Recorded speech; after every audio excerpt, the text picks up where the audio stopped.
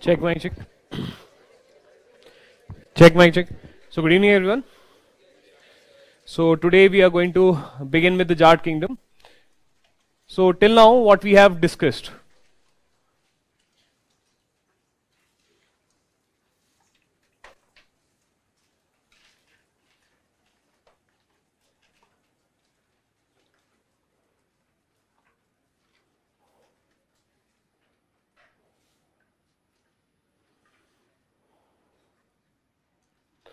So basically overall the structure it remains the same. Our syllabus it begins with around middle of 18th century, right? That is from the Battle of Plassey 1757 when the rise of the East India Company is taking place, right? And then when we reach 1857, the history tells us that in 1857 legally the Britishers they removed the Mughal rule and therefore the sovereignty of India it passed on to the from the Mughal Emperor to the British crown, that is Queen Victoria.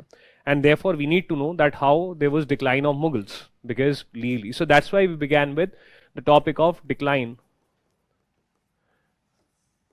of Mughals, right? And we discussed the reasons for decline, whereby the rule of Aurangzeb was there, continuous warfare was there, Jagirdari crisis was another important thing, institutional failure in the form of impersonal loyalty and lack of impersonal loyalty and existence of personal loyalty, factionalism, right? So therefore, because of all of these factors, there was decline of Mughals. उसमें primarily है factionalism, second है broadly what comes out to be there is something like rule of Aurangzeb 5807, then and whereby primary reason is continuous wars, right? That becomes the number one reason. There are some other reasons also which you mentioned. Second component that comes into operation is factionalism, and factionalism it basically means power politics, whereby the people are not working for strengthening the empire, strengthening the central authority, but they are working on weakening they're working for selfish interest, and there are multiple succession disputes, right? Mansabdars, they're also fighting for Jagirs and Mansabs, and therefore this weakens the center. The people who matter for the empire, they are busy in their selfish interests. And third component that comes into in the form of economic crisis that you call as Jagirdari crisis, right?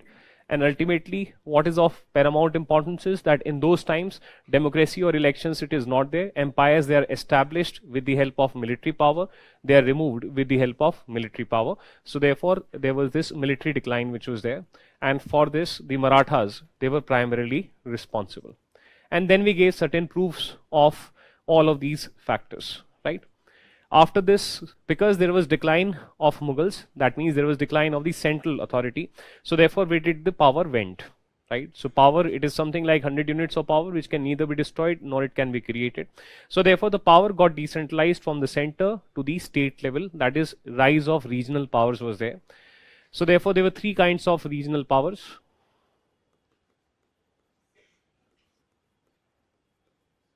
That is successor states. That is within the Mughal Empire, there were certain Mansabdars who established their own rule in Bengal, Hyderabad, and Awadh. Right? How they were able to establish their own rule, right? And that part has been discussed. And how did they function after establishing their own rule, right? So therefore, successor states of Bengal, Hyderabad, and Awadh was discussed. Second are rebel states. That is those states which are coming to existence by fighting against the Marathas.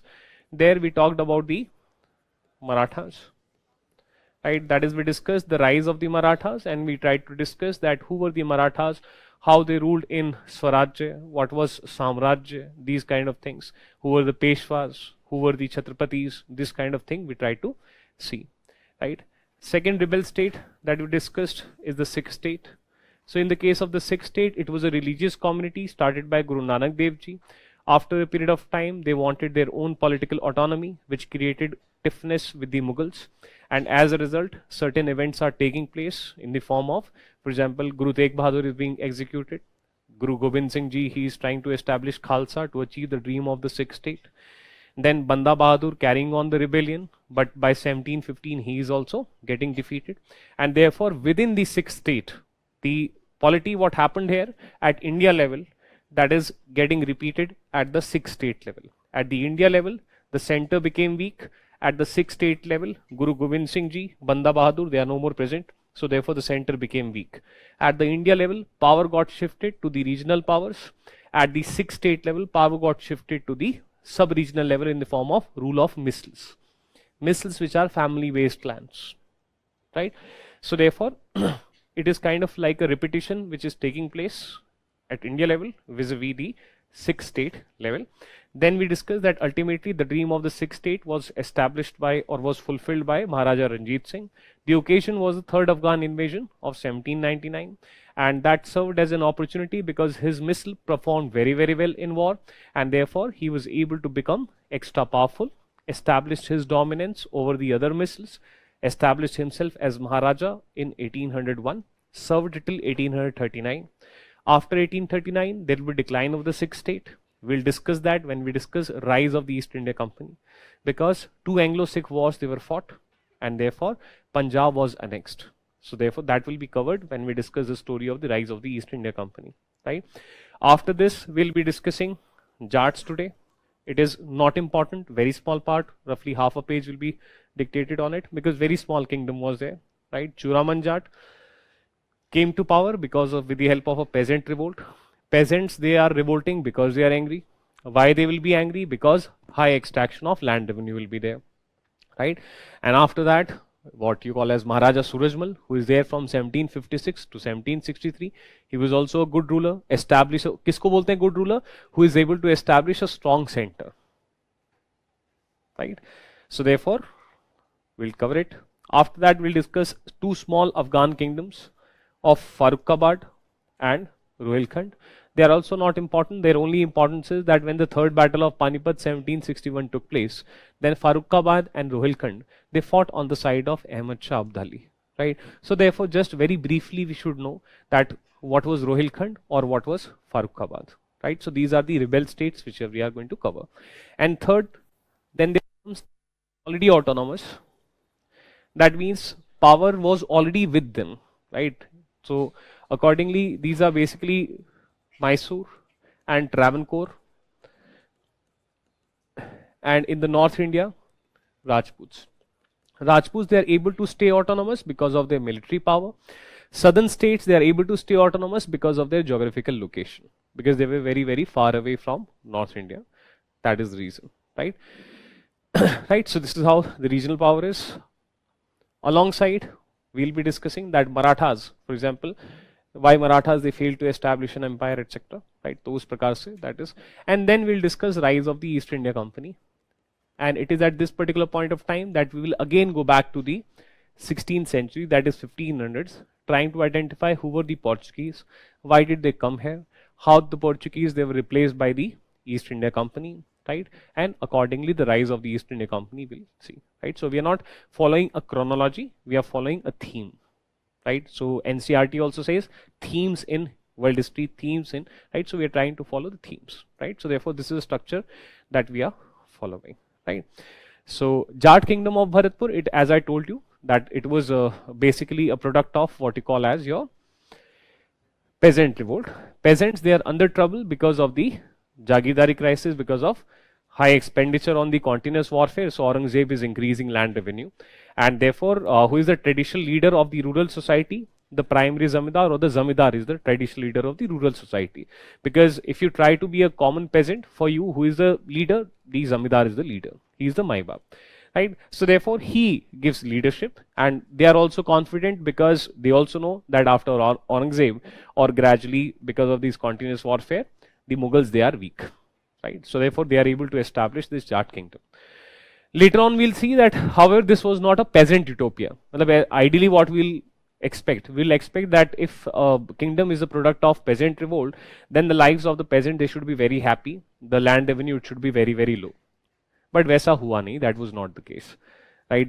By chance such things was there, that land revenue was even higher than the Mughal times, because they are a land revenue, it is a product of the economic situation of that particular region, and economic situation of that particular region will not immediately change just because the ruler has changed, right? Budgets of countries, they will not immediately undergo great change because some another party came to power, right? So economics, it will take its own time to improve, right? So that is the reason, right? So let us write down Jat Kingdom of Bharatpur 1695-1763.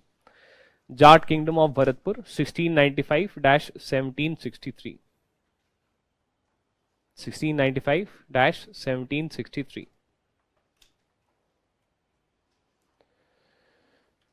So write down Jats were anti-Mughal. Jats were anti-Mughal. Jats were anti-Mughal since time of Jahangir. Jats were anti-Mughal since time of Jahangir. And they set up, since time of Jahangir, and they set up Jat Kingdom of Bharatpur. And they set up Jat Kingdom of Bharatpur. And they set up Jat Kingdom of Bharatpur under Churaman Jat. Jat Kingdom of Bharatpur under Churaman Jat. In brackets 1695-1721. 1695-1721, a Zamidar. Churaman Jats 1695-1721. Has any question been asked on the UPSC in UPSC mains exam? A very general question has been asked, which I have already made you write down, and only one question has been asked from this particular topic, and that is that by middle of 18th century, explain how India was a spectre of fragmented polity, right? And what we are discussing, what we discussed in the last class, and what we are discussing today. So therefore, this in your answer, this will take just 1.5 line, or this will just take the space of 2 lines or 3 lines at max, right? But for the purposes of the class, I need to give you some decent amount of depth so that you're able to write those 2-3 lines, right? So in the class, I need to give you a decent amount of depth with respect to the Sikh state, so that in your mind, some idea is there that, okay, who was Maharaja Ranjit Singh, who were Afghans, why Afghan invasion was there, and therefore the interlinking that, see, by 17 after 1747, once Nadir Shah is dying, so Afghan invasions are beginning, because Ahmad Shah Abdali declared himself as the king of Afghanistan, and in 1739 when he came to India, he knew that India has a lot of wealth, and he knew that India is now militarily weak. So therefore, and plus geographically Afghanistan is our neighbor. So therefore we have discussed like lot of things, but in the UPSC mains exam only one question has been asked, right? But that does not mean that tomorrow UPSC cannot ask. So therefore we have to prepare each topic from the syllabus up to a okay level, so that if a question comes, we are able to answer, right? Because in the last UPSC did something which it had never done. If you look at the previous year questions before 1857, UPSC has never asked a mains question as such in the past many years. But this time in the last, they asked about rise of the East India Company. They asked about the battles which the Indian states lost against the East India Company. They asked about the famines which took place even before 1857, right? So therefore, UPSC can surprise us at any point of time. As a student, we should simply focus on doing the syllabus earnestly without focusing. We should see the previous year questions, and I will make you write down. इस वाले topic से तो एक ही है, तो वो आपको लिखवा दिया है मैंने. Some additional questions, एक दो questions और जैसे what we have done is that we have created questions. For example, the topic of why Marathas were not able to establish an all India empire. This question has not been asked in UPSC, but can be asked in UPSC. So therefore, we have created a question and also provided you the answer along with the explanation, right? So therefore, previous year question तो सिर्फ एक ही है, right, with respect to mains, and with respect to what can be the possible questions. So therefore, multiple questions have been generated on our own, right? So accordingly, that will help you in predicting UPSC if the point comes, right? So write down next point. This was done with help of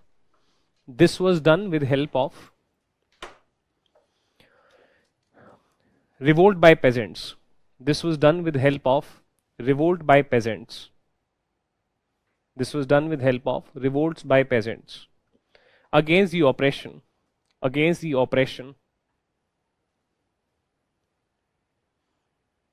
due to over extraction of LR against the oppression due to over extraction of LR due to over extraction of LR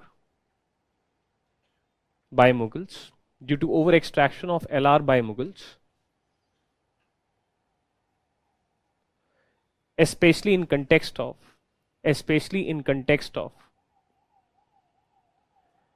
Jagirdari crisis of 18th century, especially in context of Jagirdari crisis of 18th century, especially in context of Jagirdari crisis of 18th century. So Jagirdari crisis of 18th century, it begins in 1700s, but the way UPSC and the historians, so it does not mean that 18th century is exactly like 1700. Even a decade here or there, it is fine. So when UPSC asked the question, by mid 18th century India was a spectre of fragmented polity, we should go till 1761, because then there is no Maratha power as a super top India power. So proper fragmented polity 1761 tak develop hoti hai, right? So 10 years here or there, they are also okay.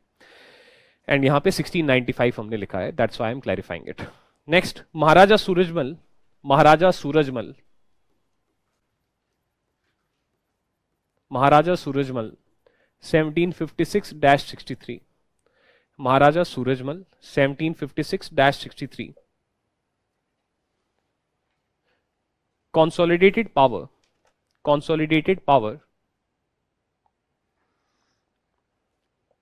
and forced Mughals. Consolidated power and forced Mughals to recognize him. Consolidated power and forced Mughals to recognize him. Consolidated power simply means that he tried to build a strong center. Forced Mughals to recognize him, that means Mughals are giving up. They're like, okay, fine, there can be a Jat kingdom, this kind of scenario, right? He supported Marathas temporarily. He supported Marathas temporarily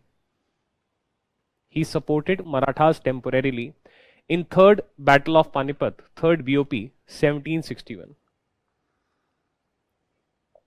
He supported Marathas temporarily in Third Battle of Panipat, 1761. Next, he tried to implement,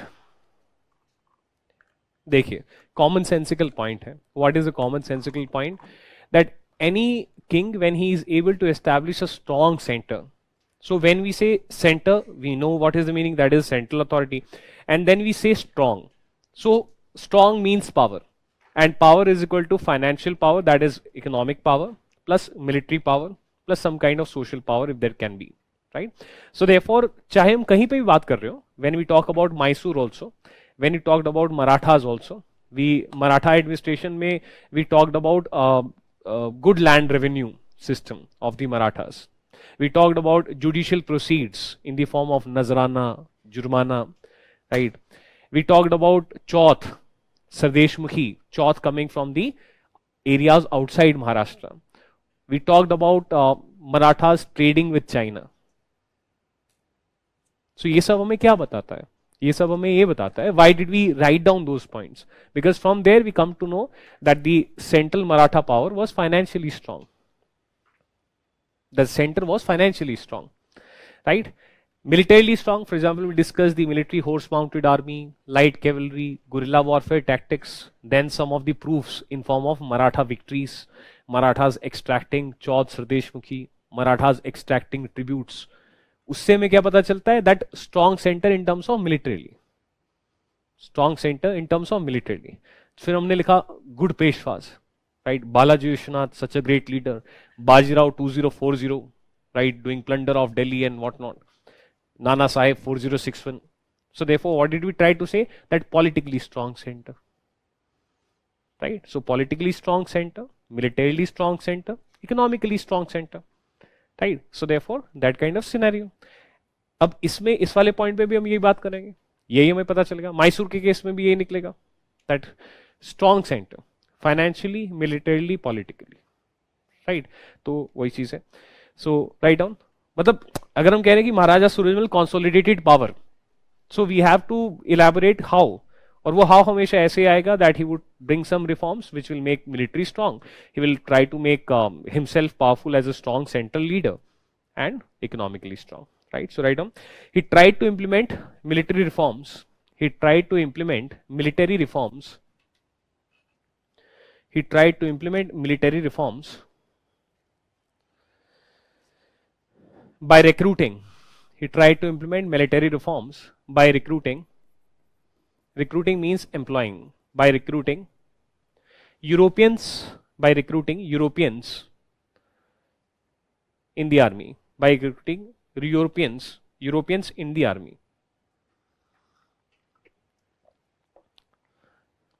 Semicolon plus. Acha, when we are using plus etc., so basically plus can be replaced by and.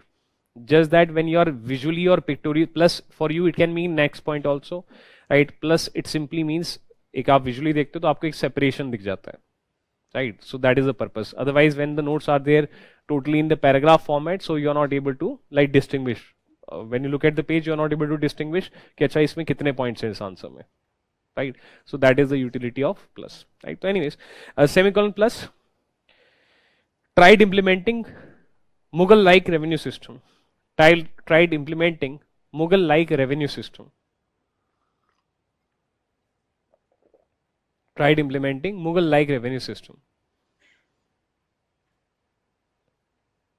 Mughal-like revenue system. So what is Mughal-like revenue system? Having zamindars, intermediate zamindars, primary zamindars. So therefore the revenue system that broadly we discussed, right? Plus removing family members, plus removing family members from the court. Removing family members from the court. Removing family members from the court, right? Removing family members, that means then power will be 100% in him. ऐसा नहीं है that he is there, some other family members are there, some nepotism is there, that is he is the only authority.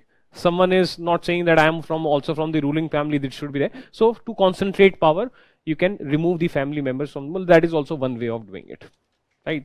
That is to bring objective, that only I am the authority, no one else is the authority, that kind of scenario, right? Next, however, his death led to decline of Jat kingdom. However, his death led to decline of Jat kingdom, which at one point, decline of Jat kingdom, which at one point extended from,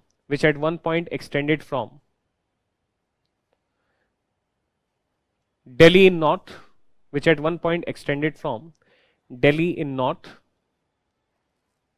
to Agra in west, Delhi in north to Agra in west, to Chambal in south, and Ganga in the east. To Chambal in south and Ganga in the east. Right, so not a very big kingdom, but fine. However, it was no utopia. Utopia means dreamland. However, it was no utopia. However, it was no utopia for peasants. However, it was no utopia for peasants. As LR demand, land revenue demand,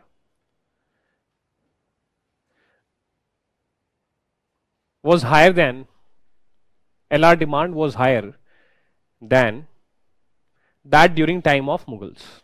Was higher than that during time of Mughals. Higher than that during time of Mughals. Right, so that's it. Next heading is Afghan kingdoms. Afghan kingdoms.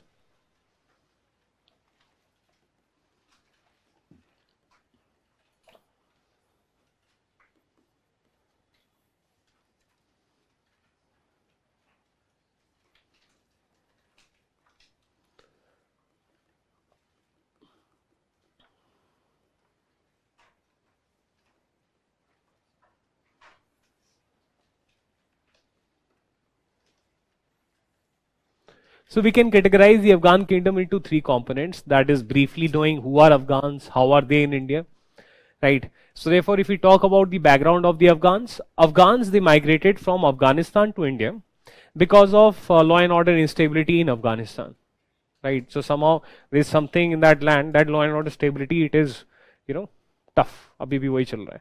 तो anyways, वहाँ पे life was not that great. So therefore, for better economic opportunities, they migrated from Afghanistan to India. Now Afghans, they had a military culture, so therefore they became part of the military labor markets of North India, right? Military labor markets, right? So what do you mean by military labor markets? For example, we say I am today right now part of job market. That is, I am applying for jobs, and anyone who is ready to pay me 30,000 rupees per month, I am ready to get employed.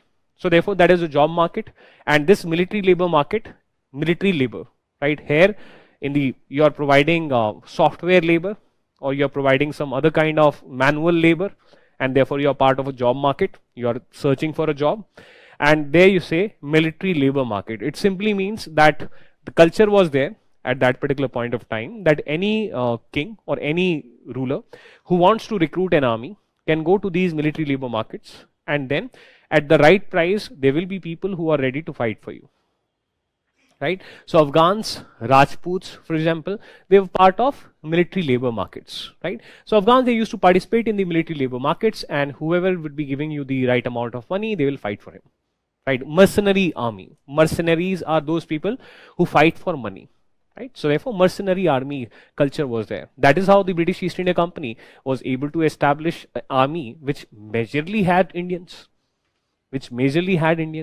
right? Later on, at one point of time, we'll mention that a call was given that 31 crore Indians, they should rise and they should overthrow 1.5 lakh or something Britishers from India. So imagine just 1.5 lakh Britishers, they were ruling India around 1914, right? That means the British Indian Army, it had majorly the Indians, right? So why the Indian Sepoys were fighting on the side of the Britishers? A, modern nationalism was not there. That this feeling that we are all Indians, it was not there. It will gradually develop, right? Second, because the culture of mercenary army was there, that the culture is if anyone is willing to pay the right amount of money, and there is loyalty to the salt. That is, this is my job and I don't care who is the winner, who is the loser. I am employed with you, I am providing you my military service, and therefore I am willing to fight for you and even die for you because you have given right amount of money. This culture was there. So Afghans, they were also participant of this military labor markets. Opportunities came when? Opportunities came twice the opportunity came. Once when your Sher Shah Suri came, Humayun 3040, that means 1530 to 1540. After that, Sher Shah Suri came and he removed Humayun. And therefore, Suri was an Afghani. And when he came and he became the ruler of India, or ruler in Delhi, so therefore the Afghan bond is there. And therefore, many of the Afghans, they are now organized. And Afghans, they are able to get opportunity in the politics. Right? That is, they are getting some status, they are getting some organization. मतलब उनको organize किया जा रहा है, संगठित किया जा रहा है. Right? However, with end of Suri dynasty, again the same situation reverted back, that you are unorganized, you are simply a participant in the military labor markets, that's it. The next opportunity came with the decline of Mughals. The decline which took place post 1707. Right? So, for example, around the time period of 1712, 1713, a lot of negative things are taking place in the Mughal polity. Jahandar Shah 1213, that is 1712, 1713, comes to power by killing father of Farrukh Siyar. Farrukh Siyar comes to power with help of Sayyid brothers by killing Jahandar Shah. Farrukh Siyar himself murdered by the Sayyid brothers when Farrukh Siyar tried to regain his independent status. So see, a lot of chaos is taking place around 1712, 1713, 1719 times. And therefore, at this particular point of time, a kingdom called Farrukhbad, it comes into existence. Right? Farrukhbad, that is the Afghans on the right hand side of Delhi, that is on east of Delhi, they rebel and they declare that we are a kingdom. Right? Then the Mughals, they get ready to attack something like this. So therefore they said Mughals also know that abhi ek aur start ho gaya. Mughals also do not want, so basically they say that, see, we are ready to recognize you as our emperor, and we are ready to pay tribute to you. We are ready to become Mansabdar. We are ready to accept that you are our emperor. Just allow us freedom to rule this particular small area. And as a gesture of symbolic authority, we are going to name the kingdom also in your name, that is Farrukhsiyar, Farrukhbad. Right? So therefore, this is proof that we are.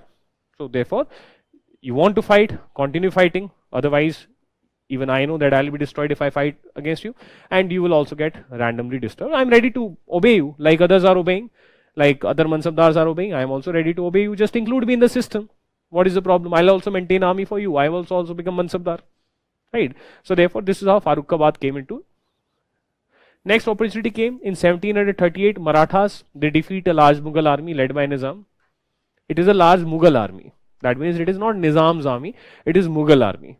Plus in 1739, Battle of Karnal is taking place, where Irani Nadir Shah, he invades India and he becomes Emperor of India for 60 days.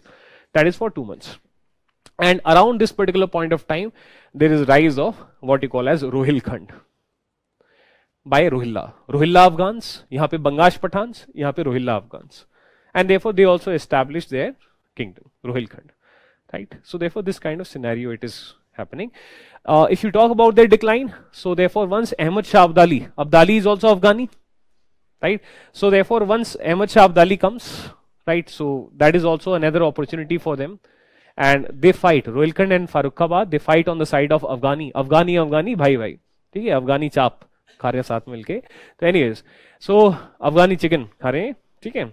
And therefore they feel that if Ahmad Shah Abdali will become the ruler of India, then their power will increase like it increased during time of Sher Shah Suri. Right? So therefore they fought on the side and they were victorious also. However, because of the turn of events, Ahmad Shah Abdali faces a revolt in his army and he has to go back. And therefore again, gradually, with passage of some years, with return of Abdali to Afghanistan, the powers of these kingdoms again starts to fade. It again starts to fade. Farrukhbad was repeatedly attacked by neighboring kingdoms. Awadh he attack कर देता था इसको. 1774 में your majority of the part of Rohilkhand, it is annexed by Awadh with the help of the East India Company. Right? तो मतलब ठीक है, वो discuss करेंगे how there was a military alliance. There is something called Treaty of Allahabad 1765 that created a military alliance between the East India Company and Awadh. And after roughly 9 years of that Treaty of Allahabad 1765, with the help of the East India Company, your Awadh is taking over Rohilkhand. Right? Rohilkhand कहाँ पे? अगर आपने अभी मैं map दिखा दूंगा, but for example if this is Awadh, तो यहाँ पे ऐसा ऊपर लिखा हुआ है Rohilkhand, yellow color में. If you would have seen the map, this is Audh, ऐसे लिखा हुआ Audh, right? उसके ऊपर ऐसा Rohilkhand लिखा हुआ है.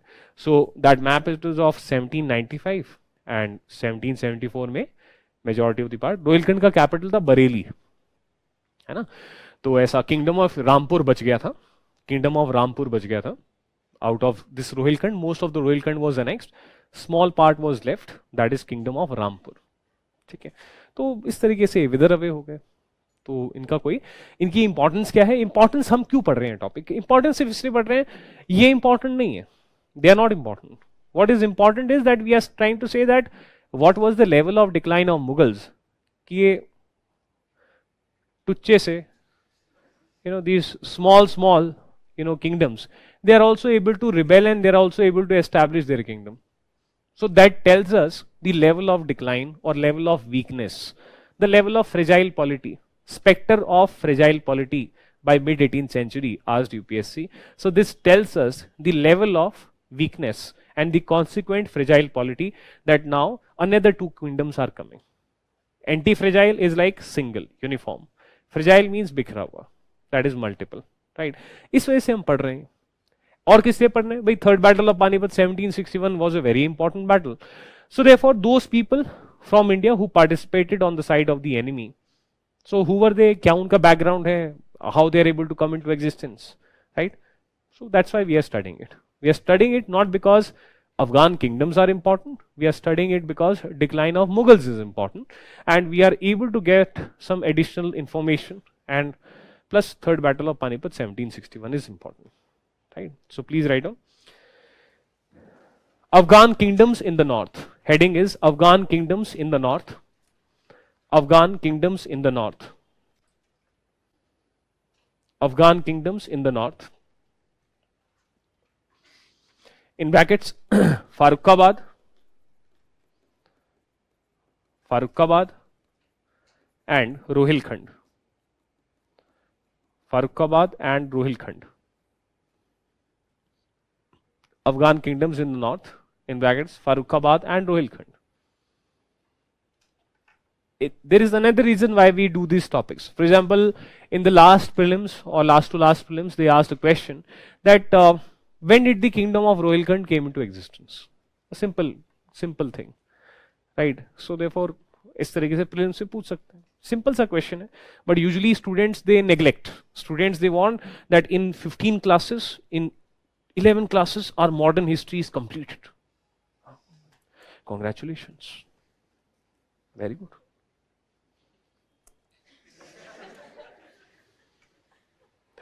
Because to complete, anyone can complete modern history in 11 classes. Why?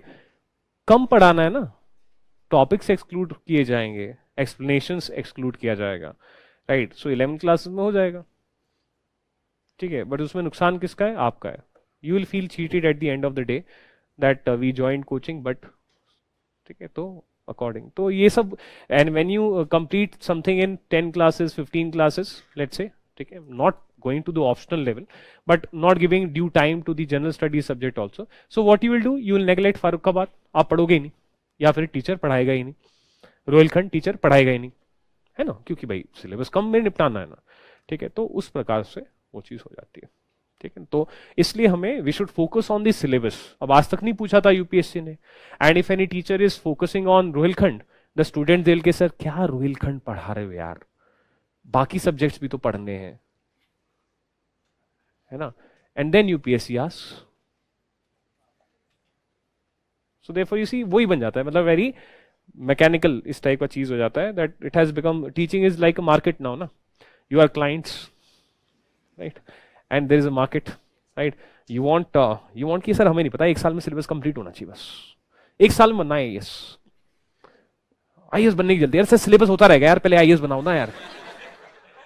This is sentiment actually, क्या पढ़ाई जा रहे हैं, आईएएस कब बनाएंगे, you know, this is sentiment, right. लिखो, Afghans were wandering warlords. Afghans were wandering warlords, पता नहीं पढ़ाते रहते हैं आईएएस कब बनाएंगे. Afghans were wandering warlords in North India. Afghans were wandering warlords in North India. North India, in North India. Warlords. Afghans were wandering. Wandering matlab not stable at one place. Moving from one place to another. Wandering. Remember vagrant peasants, pahikashts, right? So vagrant, wandering, banjara, right? So that is wandering. Warlords. Warlords mane. So basically, it's like I am a sardar. Right, I am a chief, and you are my army, and we are moving from one place to another, hoping that someone would recruit us for fighting something, and in return we'll be able to get something. Right. So therefore, I am a warlord, and you are my army. Right. Once I die, maybe someone worthy will take over as a leader of this particular unit. So they were wandering warlords. Right. China, for example, 1916 to 1928, there was warlord era, whereby the central authority had zero power, and all the power was in the hand of these multiple warlords who ruled different areas of China. So therefore, in this case, these warlords in China, they are like Maratha Sardars. They are like missiles. So therefore, you see, names change. The concept is simple. If the central authority is very powerful, then uniform rule will be there. If central authority is very weak, power will get transferred into small regional powers. In China, you call them warlords. In Punjab, you call them missiles. In Maharashtra, in Savrajya, you call them Maratha Sardars, right? This kind of scenario, right? ये तो wandering warlords हैं, यहाँ पे meaning थोड़ा सा उस तरीके से, that is, right? First, in North India, wandering warlords in North India, full stop. They migrated from Afghanistan to India. They migrated from Afghanistan to India. They migrated from Afghanistan to India.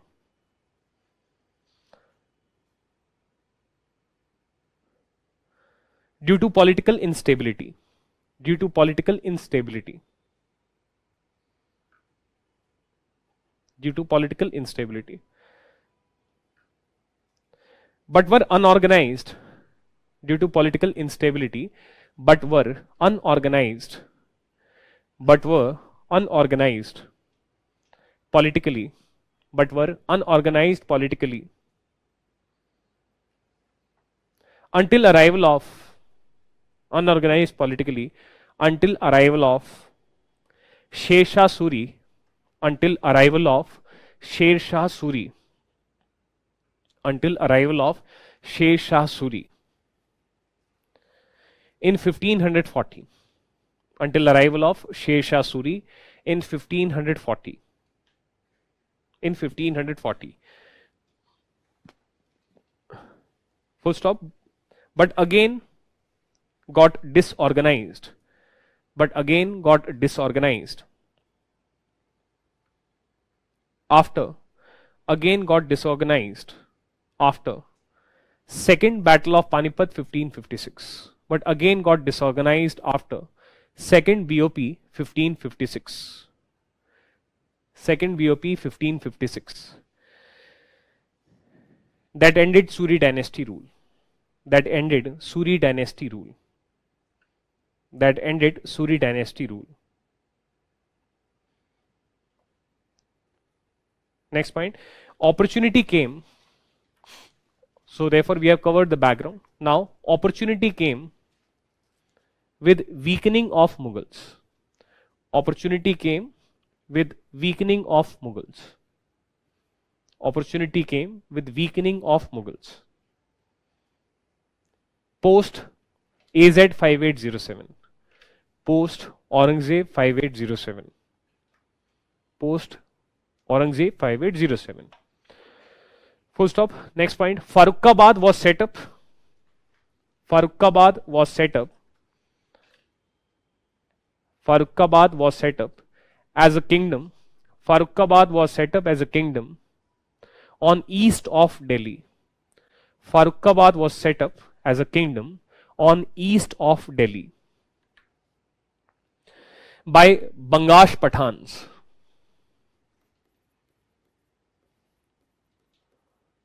By Bangash Pathans. Bangash. Bangash Pathans. In 1713. In 1713. Making use of political instability in Mughal polity. Making use of political instability in Mughal polity. Political instability in Mughal polity. So as a student it will come into our mind when we are revising the notes. Political instability कौन सी है ना, तो ताकि page ना पलटना पड़े इसलिए bracket में स्टार लगा के Jahandar Shah 1213, Jahandar Shah 1213 in power after killing Farooq Siyar's father, in power after killing Farooq Siyar 1319's father, after killing Farooq Siyar 1319's father,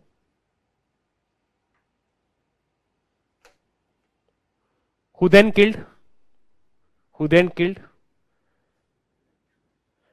Jahandar Shah, who then killed Jahandar Shah,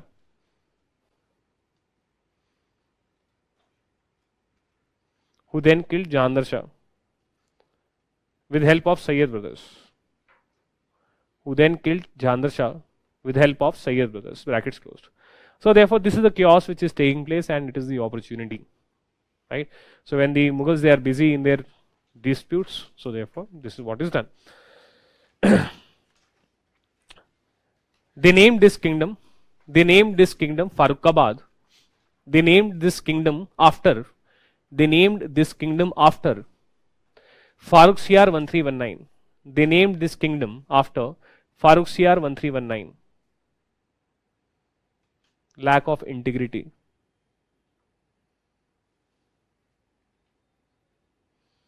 Lack of integrity.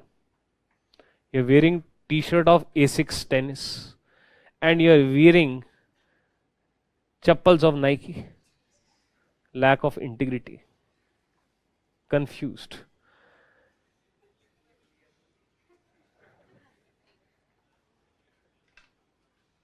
Arzu is asking why only 10 gurus are there in the Sikh. भाई कोई गुरु नानक देव जी ने decide थोड़ी करा था कि हम 10 होंगे, हम 11 होंगे, 12 होंगे, 13 होंगे. गुरु नानक देव जी ने कोई पहले डिसाइड किया था आई एम एस्टैब्लिशिंग अ सिख पंथ and there will be 10 gurus.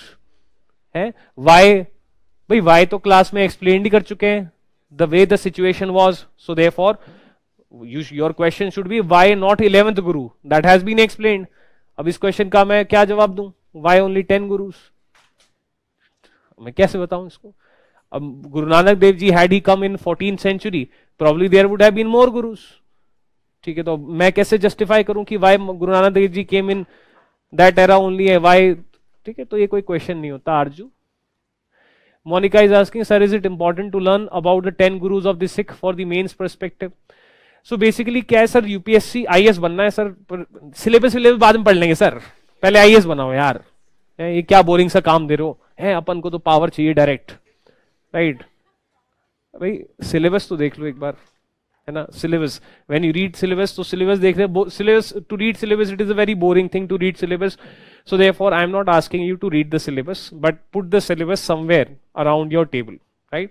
And by chance if you are picking up any subject, you are starting to revise any subject or starting any subject starts in vision, so only look at that particular part. And this is how gradually over a period of 4-5 months you will be well conversant, you will have some idea that whether this particular newspaper article should be covered by me or not, right? Or what is the syllabus, right? So therefore ऐसा करना चाहिए. So if you read the syllabus of the modern history, the sense that you get is it is more about the politics, it is more about the economics, and with respect to society, one part is there which is more about the socio-religious reforms of 19th century. Otherwise it is all about politics and economics, right? So therefore the intent of the syllabus is not to study the religious histories of the different religions, right?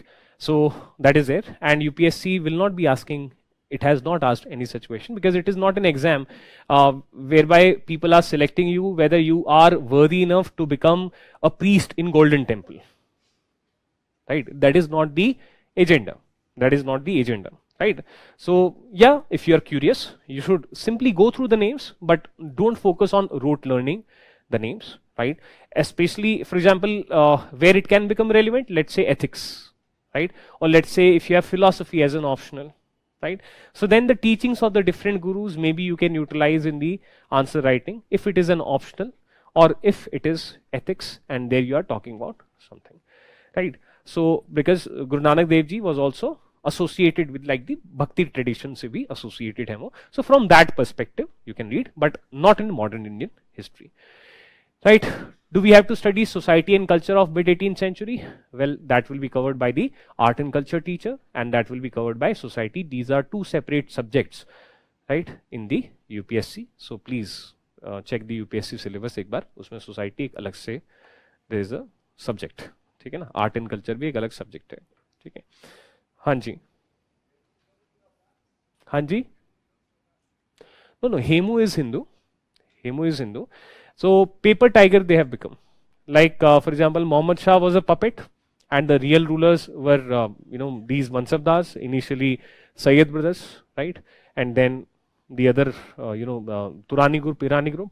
So similarly, by the time period of 1550s, your Suri dynasty or those rulers, they were not important, and the real power was with Hemu, who was the most important minister and most important general, right? So real power was with him. So like you have Peshwa and Chhatrapati, so similar kind of a situation, right?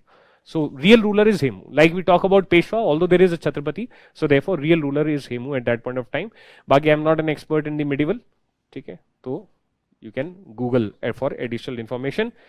Next point, हाँ जी, बाबुल की दुआएं लेती जा. अरे लिखो यार ये बाबुल बाबुल में, हाँ? बाबर जो था वो काबुल से था, काबुल से नहीं था वो, मतलब उसको वो डिसेंट जो थी उसकी चेंगिस खान प्लस उज्बेक, सो सेंट्रल एशिया से हम कहेंगे, सेंट्रल एशिया, राइट. हाँ अभी गलती होगी, बाबर की गलत खानदान में पैदा हो गया. ये कह रहे हैं कि फिर सर हमें अफगान अलग से नहीं पढ़ना पड़ता. हाइट्स ऑफ सेल्फिशनेस, बाबर की गलती हो गई. अब्दाली आता ही नहीं तो भी नहीं पढ़ना पड़ता यार. ये आता ही नहीं यहाँ पे तो भी नहीं पढ़ना पड़ता. आईएएस बनाओ यार, क्या क्या पढ़ा रहे हो फालतू. Next point, named this kingdom Farrukhabad, name this kingdom after Farooq CR 1319, name this kingdom after Farooq CR 1319 as a gesture, named this kingdom after Farooq CR 1319 as a gesture of accepting, as a gesture of accepting symbolic authority of Mughals, as a gesture of accepting symbolic authority of Mughals, symbolic authority of Mughals. In brackets ताला लगा के, that is legally not independent, legally not independent, brackets closed, legally not independent. So if you are accepting the symbolic authority of the Mughal as the Mughal emperor, that means you are not a separate kingdom, you are not legally independent, you are legally part of the Mughal empire, right? So among the rebel states, the sixth state was not legally part of the Mughal empire. Marathas, until Shahuji Maharaj, they were not legally part of the Mughal empire because Chhatrapati Shivaji declared himself as Chhatrapati separately. Yes, Shahuji Maharaj accepted a mansab and recognized the Mughal authority, but only on paper, right? So Afghan kingdoms, they are legally part of the Mughal empire. Jats, they are also legally part of the Mughal empire, right? This kind of scenario it is. Then is next opportunity came. Next opportunity came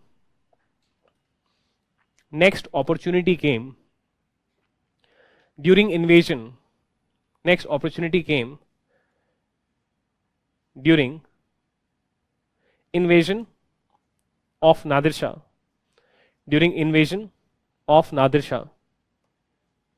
Next opportunity came during invasion of Nadir Shah. 1739. 1738-40, 1738-40, 1738-40, that weakened Mughal empire, that weakened Mughal empire, that weakened Mughal empire, that weakened Mughal empire. In brackets you can write down also defeat by Marathas, also defeat by Marathas, 1738. Also defeat by Marathas in 1738, brackets closed. Right, this point we have mentioned here. Therefore, kingdom of Rohilkhand. Therefore, kingdom of Rohilkhand. Therefore, kingdom of Rohilkhand. Set up by Ali Muhammad Khan. Therefore, kingdom of Rohilkhand set up by Ali Muhammad Khan. Set up by Ali Muhammad Khan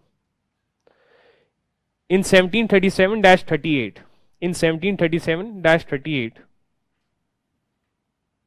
In 1737-38. In Himalayan foothills. In Himalayan foothills. In Himalayan foothills.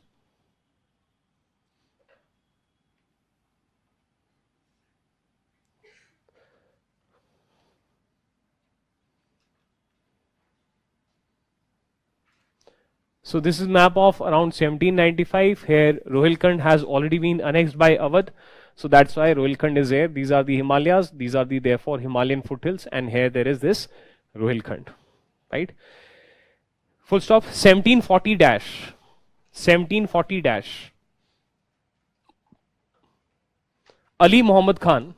Ali Muhammad Khan was officially recognized as governor. Ali Muhammad Khan was officially recognized as governor. Was officially recognized as governor. Bracket में star लगा के, therefore not legally independent. Therefore not legally independent. Therefore not legally independent. Brackets closed. Was officially recognized as governor. Right? Why we are focusing on this? Because UPSC focuses on those aspects which can trick the students in terms of concept. So that's why in brackets mein star laga ke we are trying to clarify that, see, as soon as we write that he was recognized as a governor, then governor is an official of the, or a mansabdar of the emperor, and therefore not legally independent. Full stop. 1774 dash 1774 dash Shuja Ud-Daula 5474. Shuja, SHUJA, Shuja Ud-Daula, Shuja dash UD dash Daula 5474. In brackets 1754 dash 74, Nawab of Awadh. 1754 dash 74, Nawab of Awadh. Nawab of Awadh. Brackets closed. Annexed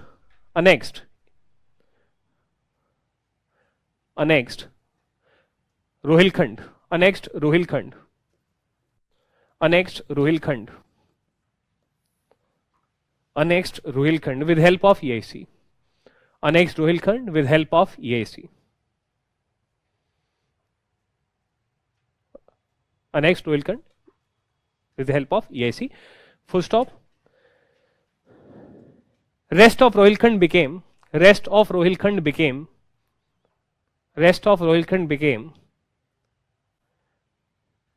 princely state. Rest of Rohilkhand became princely state. Princely state. Princely state, it also means, बाद में you will be able to understand it. Princely state, it simply means kingdom. आप kingdom भी कह सकते हो. Became princely state slash kingdom.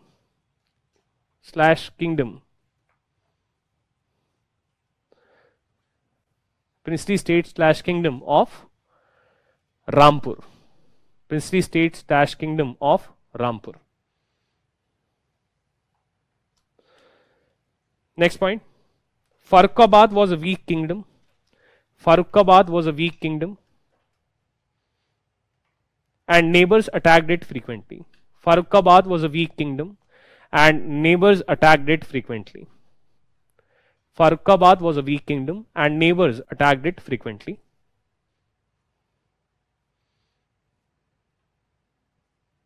Next point. Both supported Abdali in Third Battle of Panipat 1761. Both supported Abdali in third. Both supported Abdali in third BOP 1761. In third BOP 1761. Plus Rohillas controlled Delhi. Plus Rohillas controlled Delhi from 1761 till 1771. Rohillas controlled Delhi from 1761 till 1771. When they were defeated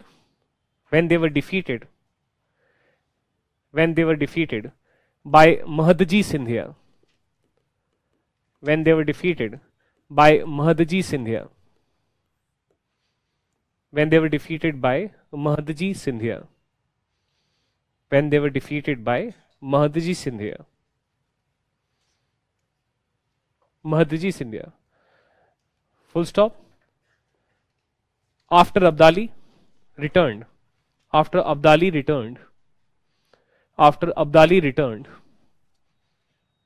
to Afghanistan.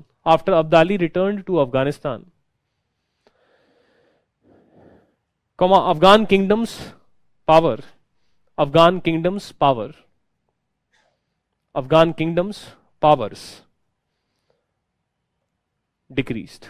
Afghan kingdom's powers decreased. Right? Afghan kingdom's powers decreased.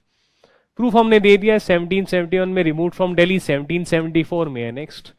Farrukhbad being regularly attacked. So therefore, this is the small Afghan kingdoms which are there, the two Afghan kingdoms. Next, write down the heading. Already autonomous states. Already autonomous states.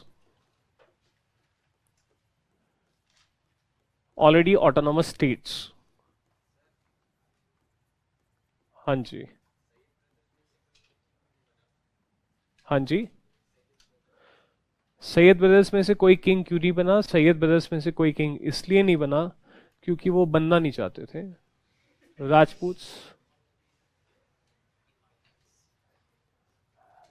Mysore, Travancore, Travancore. You should watch House of Dragons. ठीक है, आज से start करो house of Dragons. ठीक है, मतलब सही में कह रहा हूँ, सीरियसली कह रहा हूँ, मजाक नहीं कर रहा. और वो भी मैंने बात सही जवाब था, बस ये कि आपको टेक्निकली कॉम्प्लेक्स आंसर चाहिए. हाँ, वो नहीं बनना चाह रहे थे. सम बेसिक कॉन्सेप्ट्स आते हैं. When you are king maker, then you have all the powers but no responsibilities. Right? You don't have to be there sitting in front of the janta, right, on the throne, getting bored. Right? When marriage happen, the people who are suffering are the people who are getting married. Right? Because they have to be. And मौज मस्ती कौन लेते हैं? आपके यार दोस्त. अरे मेरा भाई है, तो भाई वो मजे लेने, आपके यहाँ में दर्द हो रहा है. Right? All powers but no responsibility. That is like when you are a king maker. That is the benefit. Right? Second point is of legitimacy. You do not have that blood. Right? Tradition is that if it is a Mughal dynasty, then someone who belongs to the bloodline, that will be recognized by the Mansabdars, that will be recognized by the people as their king, next king. It is the system of dynastic rule. Sayyid brothers, they do not have that blood. And if they take the decision of whether to become the emperor or to not become the emperor, they would do a cost benefit analysis, right? And for them, the costs, they are going to be high. What are the costs? The costs are that those people who are anti-Sayyid brothers, they will get a alibi to declare war on the Sayyid brothers. They will say that, sorry, we don't recognize you as emperor, you don't have the blood. There can be other reasons. Real reason will be other reasons. That they are jealous of the Sayyid brothers. Irani group, Turani group, they would not want Sayyid brothers to have power. Tum emperor ban jao, we don't accept you as emperor. Right? So therefore, if Sayyid brothers, they take this decision to become emperor, they will be inviting unnecessary negative reactions, unnecessary animosity from those sections who till now are under the carpet. They will come out and they will start objecting. They will get an alibi, they will get a rallying point. Right? It can trigger a rebellion by the others. Not because they love the Mughal emperor, but because they hate the Sayyid brothers, or they do not want the Sayyid brothers to become, set up their own dynastic rule. Right? So therefore, why should we accept you to become the emperor?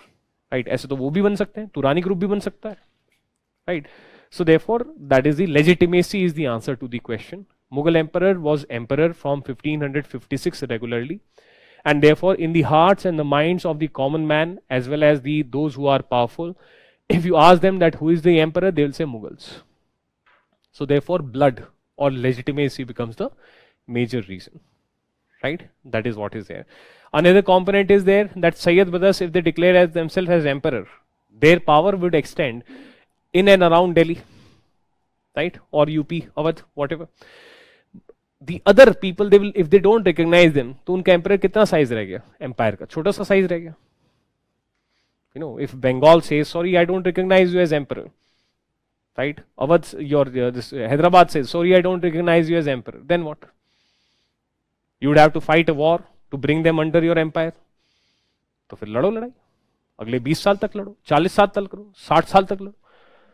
जबकि if I do not become emperor, but I keep the emperor in my pocket, तो लड़ाई लड़ने की जरूरत नहीं है. Just emperor को ही अपनी पॉकेट में कर लो ना. Right? So therefore, legitimacy is, brand is there. For example, you have an idea, right? You have an idea. You are a great person, right? You have an idea. You are an inventor, and you are working in Google, or you are working in Apple, right? So therefore, you have a legitimacy, right? You are under a brand. Your product, once it will be launched as an Apple product, it will be bought left, right, and center by the people. There is a brand. But tomorrow you say, I'm so great, I'm going to resign from Apple and I'm going to launch my own company. Right? Maybe people just don't know about you. You don't have any brand value. Your product might be great, but still people will not buy it because you don't have legitimacy of an established brand. So therefore, then the next question comes. Sir, but Apple bhi ek time pe Apple nahi tha. At one point of time, people also did not know about Apple. Yeah. So therefore, that is the cost and that is the benefit.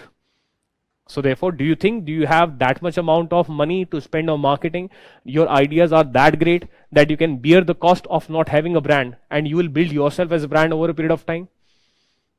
Right? So therefore, if the answer is yes, then yeah. Right? Because एक time पे Delhi empires do get shaken. Delhi Sultanate था, हटके Mughal empire आया.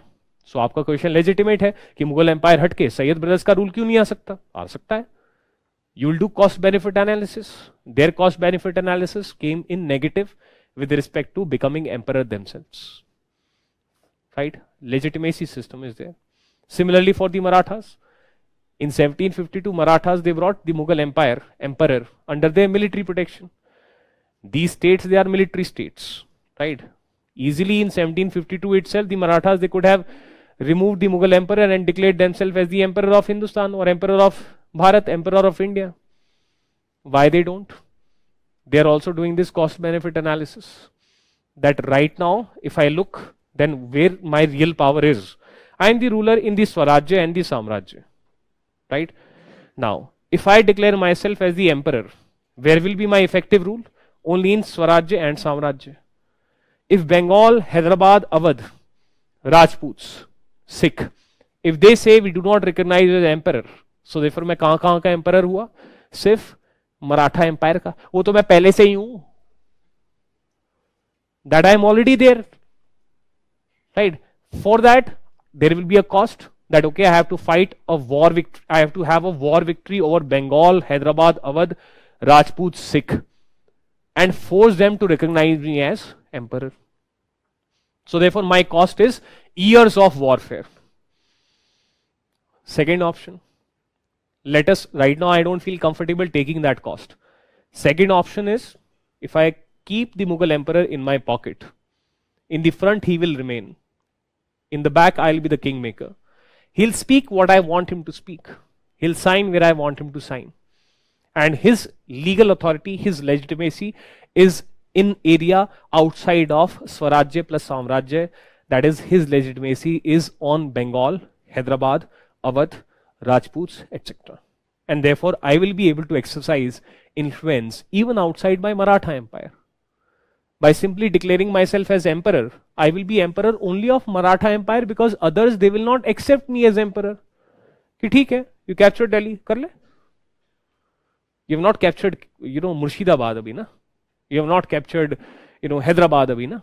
You have not captured Awadh. Right? So, ठीक है. Let's fight. So therefore, you see, cost benefit analysis. पहले भी आप वही थे, अब भी आप वही, बस अपना नाम चेंज कर लिया. आपने कह दिया मैं एम्परर ऑफ हिंदुस्तान हूं, बट आप देखते हो हिंदुस्तान तो है नहीं आपके साथ.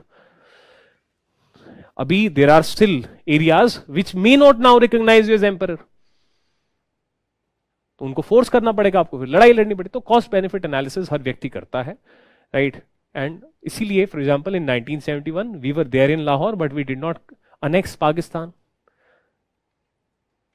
We did not take back the whole of Jammu and Kashmir also in 1971. Why? Because cost benefit analysis होता है. right? It could have triggered a long civil war. People of Pakistan, they would have started some kind of rebellion, जिसकी costs billions of dollars ही आ जाती है India के लिए, फिर क्या करते हैं? So therefore, every person entity does cost benefit analysis. Marathas, they were to bear the cost. For example, if this particular iPad, it is of 70,000 rupees, 80,000 rupees, my pocket should allow me to spend this money. That means my pocket should be deep enough to bear the cost of this 70, 80,000 rupees. Right? Marathas, they had such deep pockets politically by the time period of 1758, when they captured Lahore also from Ahmad Shah Abdali's son Timur Shah.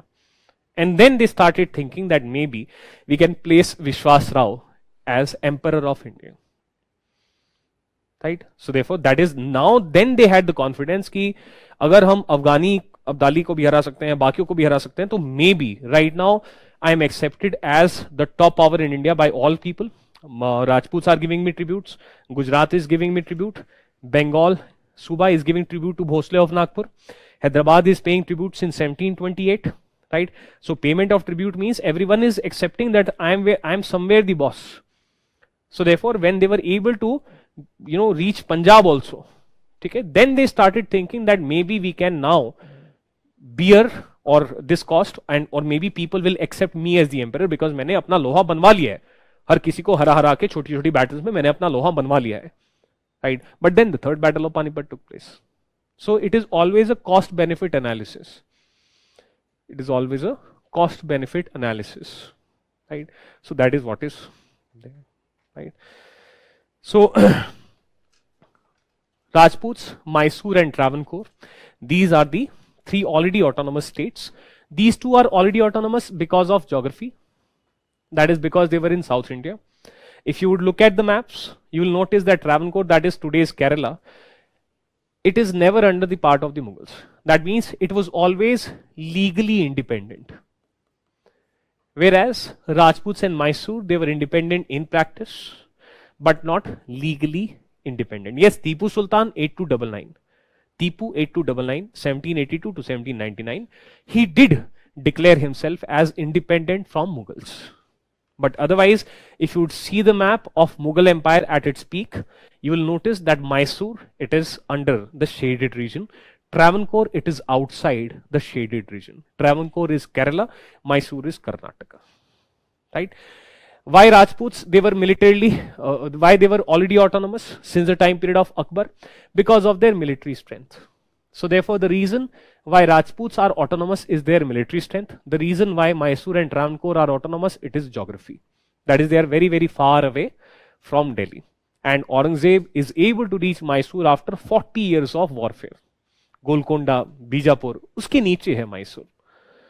Golconda, that is Hyderabad. Bijapur, that is Swarajya of Maharashtra. Uske niche hai Mysore. So therefore, geography becomes the reason. And Travancore to kabhi pahunch hi nahi paye. Okay? So we are now going to study about them. How Rajputs, and therefore the first topic comes Rajputs.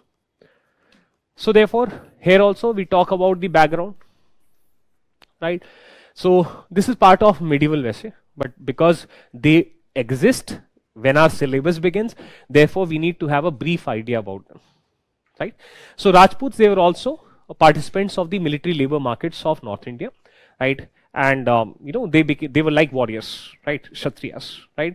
And Kshatriyas, over a period of time, Kshatriyas, they are higher in the hierarchy. Matlab such a system developed. Original jo Varnashram system tha, original Varnashram system, there no hierarchy was there. That is, Shudra are simply other professions which are equal to Vaishya, that is the traders, which are equal to Kshatriyas, that is the fighters, that are equal to Brahmins, that is the scholars. There was no hierarchy. My father can be a Shudra, I can be a Brahmin. Right? Within the same life, I can be a Kshatriya, then I can become a Brahmin, or I can become a Shudra. And Shudra is not lower. Shudra simply means clubbing of all other professions. For example, if you are an artist, right? If you are an artist, so therefore then you will be in the category of Shudra. Right? This is like one example. Right? So, but yes, by the time period of gradually, this is the ancient times. Now by the medieval times, etc., degradation has taken place in the Varnashram system, and now there is hierarchy, right? And Rajputs, they are Kshatriyas now, and therefore there is an attraction for those who are engaging in farming to join the Rajputs. Those who are from Rajasthan, they want to join the Rajputs, and therefore once their profession changes, then their caste also change. That now we are Rajput. That is how different surnames. You say that this surname is a Rajput surname. How do we know that it is a Rajput surname? This surname is a Rajput surname, right? How do we know that it is a Rajput surname? Because the people belonging to that surname, they engaged in fighting. They engaged in fighting. And therefore in the Samaj, they were recognized as Rajput or Kshatriya Rajputs, right? So change in profession would lead to change in Varna, right? So many of the peasants, they, for social mobility, they started joining the Rajputs from that point of view, and gradually they also came to be known as Rajputs. This kind of scenario it is there, right? When the Mughals, they came, so Akbar, right? So Akbar, he realized that he cannot defeat the Rajputs. That Rajputs, they are very, very militarily powerful, right? So therefore what Akbar did, right? Akbar ne kya kiya, and by that point of time, what was the culture? Agrarian society is there. So at that point of time, culture was, for example, let's say we all are Rajputs, right? And someone hired us to fight a war for them, right? We won the war.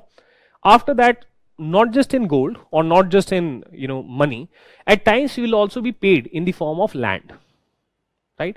And ऐसे धीरे धीरे होते होते ये जो राजपुताना है, this Rajputana came into existence, and like there was rule of missiles, similarly rule of Rajput chiefs. Different parts of Rajputana under different Rajput chiefs, but no strong center. There is no one Rajput king who can say that I am the Maharaja of Rajputs. That I am the Maharaja of Rajputs. Right? Power is divided. 20 Rajput kings were there. So imagine Rajasthan being divided into 20 states. And no one ruler is such who can say that I am the ruler of whole of Rajputana. Right? Akbar realized that he cannot defeat the Rajputs. So therefore, जिसको आप हरा नहीं सकते उसको अपने में मिला लो. Co-opt. That is a person you cannot defeat. Co-opt him. Right? Shake hands with him. Right? And therefore, what Akbar did? Akbar co-opted. Akbar identified that among these 20 Rajput chiefs, who are such Rajput chiefs who are relatively more powerful. Right? And he contacted them. And he entered into a deal with them. And the deal was, I will make you Mansabdar. Plus, I will support you. I'll recognize the lands which you are having as your Vatan Jagirs. That is not even I can take away. So therefore, right now you are ruling your land. Under me also, you will rule the land. So I'll make you a Mansabdar. I'll recognize your lands as Vatan Jagir. I will support you in suppressing the other smaller Rajput chiefs. You can take over their lands with the help of my military. Right? Plus you will get legitimacy. That see, the Mughal emperor who rules Delhi, he recognizes only 5 of you as the legitimate Rajput chiefs and not the rest 15 of you. So power of legitimacy, brand is there, right? In return, you pay me tribute. In return, you accept that I am your emperor. In return, you give me loyalty. That is a traditional Mansabdari system, right? So therefore, this alliance was crafted. And this is how Rajputs became the military strength of the Mughals. Right? Rajputs became military strength of the Mughals. This is what is happening. ठीक है, तो ये background है. तो लिख लीजिए इसको. Right now, Rajputs, first sub point. These were warrior groups. These were warrior groups. These were warrior groups who participated. These were warrior groups who participated in military labor markets. Acha, I am nowhere saying that all the Rajputs, they were pro-Mughals. ऐसा नहीं. That is not there. अगर pro-Mughals हो तो क्यों होंगे भाई pro-Mughals? उन्हें मिल क्या रहा है pro-Mughals होकर? वो बल्कि in fact Akbar is realizing that he cannot defeat the Rajputs. Right? And not all other these 15 Rajput chiefs, they will not be in favor of Mughals. Because of power politics also. वो तो ये जो 5 हैं ये मानेंगे. Right? So this kind of scenario. So anyways, these were warrior groups who participated in military labor markets of North India. These were warrior groups who participated in military labor markets of North India. In military labor markets of North India. Next point, around 16th 17th century, around 16th-17th century, around 16th-17th century,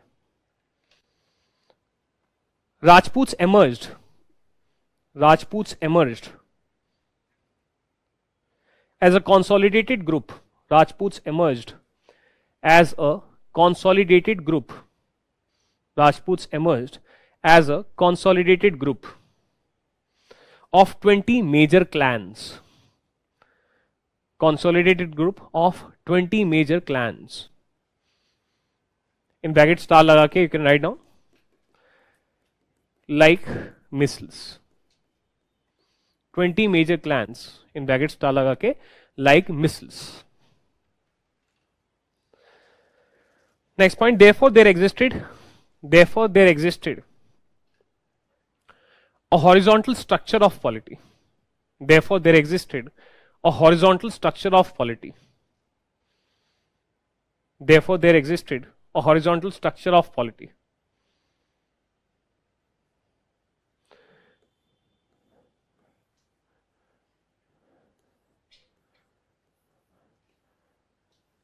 What is the horizontal structure of polity? It simply means that the center is either non-existent or it is very weak, and therefore horizontal structure of polity, right? So imagine that मतलब कोई center नहीं है, सब कुछ flat, right? And vertical means that is the very strong center, right? So that is the meaning of horizontal structure of polity. Full stop. Next point, local Rajput chiefs. Local Rajput chiefs. Local Rajput chiefs of each clan. Local Rajput chiefs of each clan ruled their respective territory. Local Rajput chiefs of each clan ruled their respective territory. Ruled their respective territory.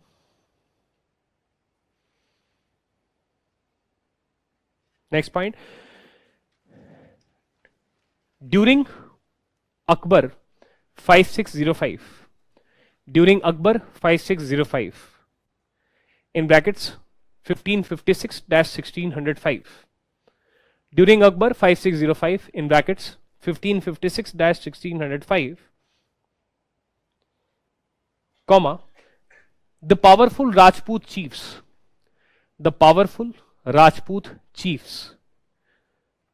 were co-opted. The powerful Rajput chiefs were co-opted.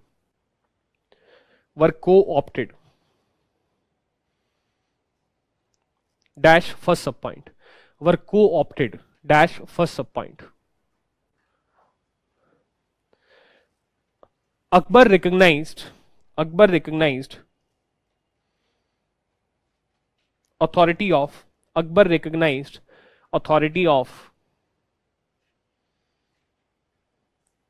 those Rajput chiefs. Akbar recognized authority of those Rajput chiefs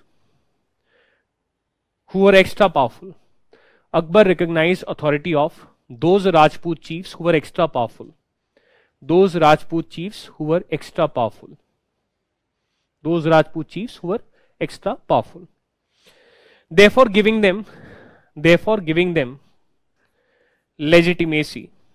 Therefore giving them legitimacy.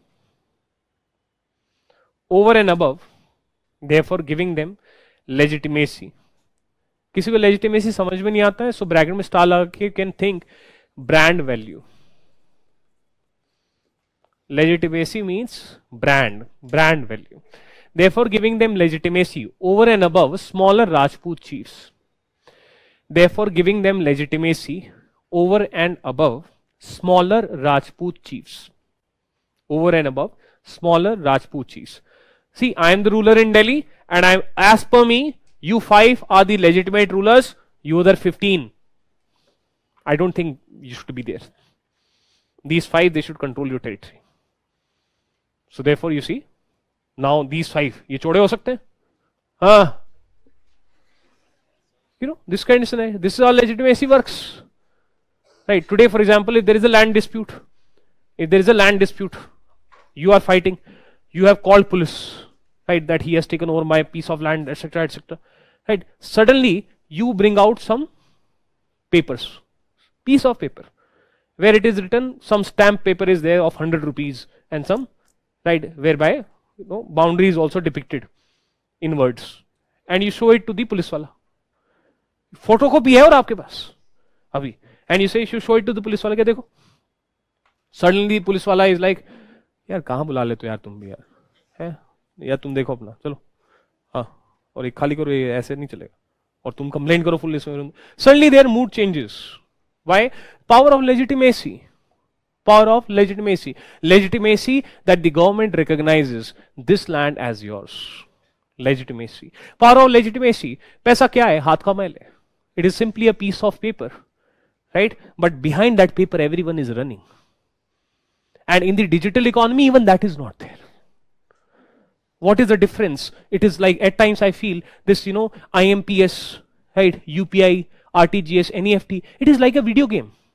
That I was playing PUBG, I got 1000 coins, and then I spent 300 coins on buying a gun, right? अब government ने PUBG बंद कर दिया तो, ठीक है? I myself was to be addicted to PUBG, right? So वो पैसा है ही नहीं. Where is it? Gold, people used to hold gold. वो भी digitization है. You have some piece of paper, कह रही gold है, sovereign gold bonds. Everything is what? है कहाँ? Where is the money? खुश हो रहे हो? In my account, I got salary of 80,000 rupees today. कहाँ है? दिख रहा है ऐसे? ऐसा लॉग इन करते हैं तो ऐसे लिखा हुआ है. सब लोग बेवकूफ बने जा रहे हैं. आपने वीडियो गेम में you transferred 30,000 to your friend and you had taken some loan from him earlier, or you have taken some goods from him and now he is happy. Okay, tata bye bye. है ही नहीं पैसा. पैसा है कहां? है ही नहीं वीडियो गेम में. What is there is legitimacy. Every one of us is happy, recognizes that okay, since video game में 30,000 rupees have come into my account, therefore I have 30,000 rupees. It is all make believe, right? Rupee, a piece of paper. I give to you, you give me your phone. Right? I give you 2,000 rupees or 10,000 rupees, you give me your phone. Why? Because belief. Belief is there. That because here it is written, the RBI governor promises you to pay. So everyone is believing. Otherwise, what is there? It is nothing but a piece of paper. Legitimacy is in work. Legitimacy is a very powerful thing. Legitimacy. You marry someone, but you do not go to court and don't get a this thing. That is another form of legitimacy. कि देखो court registered marriage है. But samajik legitimacy, you have just some photographs of putting varmalas or reading nikah or whatever, and that's it. You show that photograph to anyone, right? Everyone will say, no, you are married. अब तो फंस गया तू, you are married. This kind of scenario. ठीक है, या फिर फंस गई है तू, whatever. Right? So legitimacy. Right? So this is all, this thing is their legitimacy. What gives the power to a parent to control the life of child who is a biological child? If there is not any law, let's say. Law भी तो legitimacy देता है. Law लिख के दे देता है that the parent, if there is a biological parent, he will also be guardian and he can decide XYZ things. If that is not there, तो सामाजिक legitimacy तो है. Legitimacy that it is my child. What is providing legitimacy? My blood. My blood and my DNA is running in the body of that boy. Legitimacy. Legitimacy is a very big thing. Right? Legitimacy, it is a very, very big thing. Right? So therefore, that is the legitimacy of name. Right? देती हमें आजादी बिना खड़क बिना ढाल. Legitimacy of Mahatma Gandhi. Right? People are using legitimacy of Mahatma Gandhi even till date. Legitimacy. History, it is all about legitimacy. Right? So anyways, that is there. So therefore, if emperor is saying, if ruler of Delhi is saying that according to me, these 5 are the legitimate rulers, then slight edge will be coming. Right? Slight edge will be coming in diplomatic talks. Right?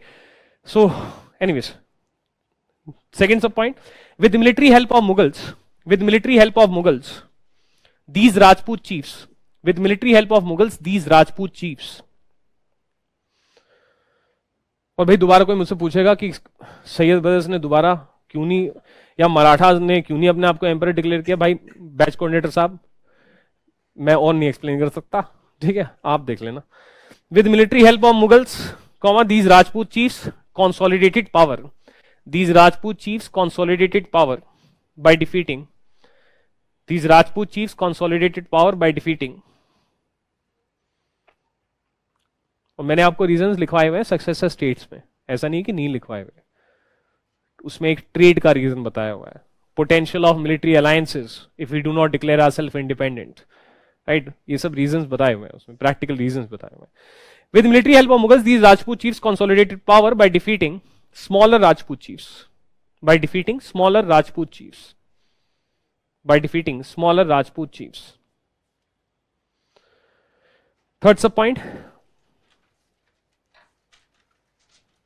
They maintained military for Mughal emperor. They maintained military for Mughal emperor. They maintained military for Mughal emperor. As they were recognized, they maintained military for Mughal emperor as they were recognized as mansabdars, as they were recognized as mansabdars, as they were recognized as mansabdars. Also their lands were recognized as watan jagirs. Also their lands were recognized as watan jagirs. Also their lands were recognized as watan jagirs. Next point, they now played. Also their lands were recognized as watan jagirs. Next point, they now played important role. They now played important role in Delhi politics. They now played important role in Delhi politics. In Delhi politics. Next point. Therefore, unable to defeat Rajputs. Therefore, unable to defeat Rajputs. Therefore, unable to defeat Rajputs. Comma Mughals co-opted them. Comma Mughals co-opted them. And increased military strength of Mughal Empire, and increased military strength of Mughal Empire.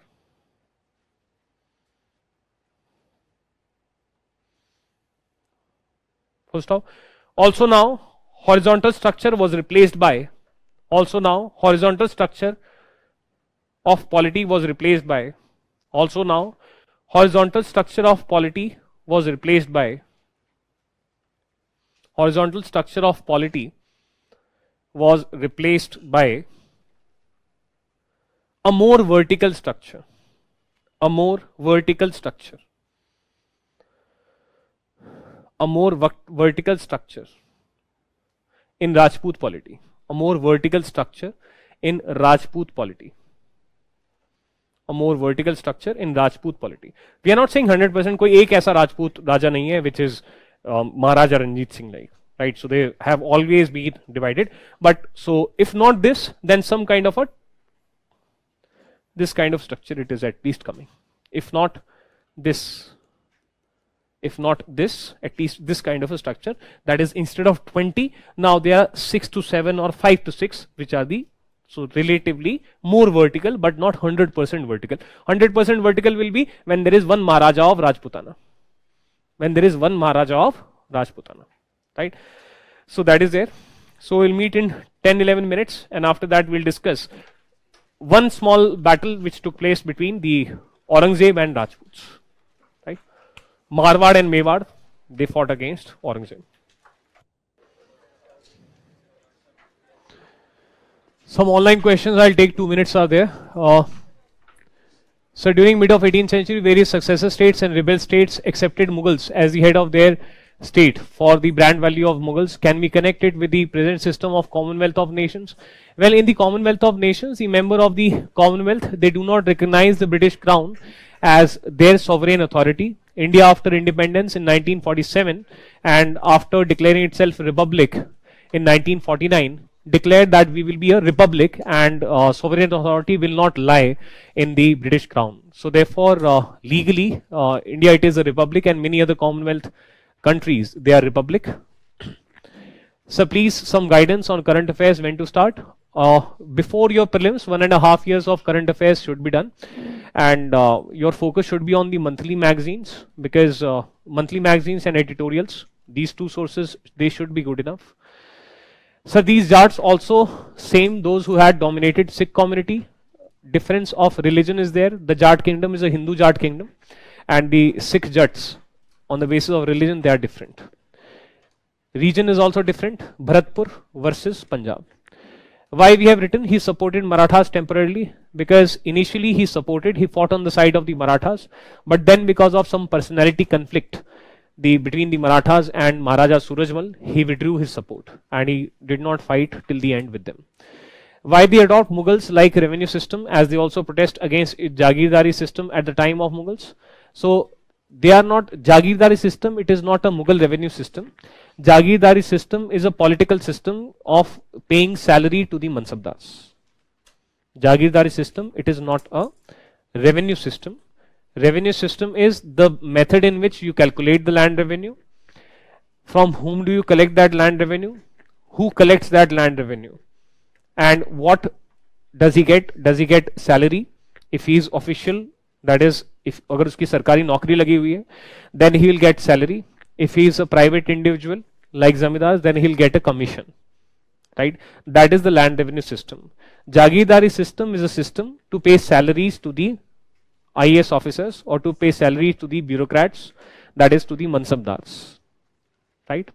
So the comparison, it is invalid. They adopt Mughal like land revenue system because such a system has continued in that part of the region since many times. The ruler is changing, but he is adopting the same system because that is what the peasants are used to, right? So therefore, in that sense.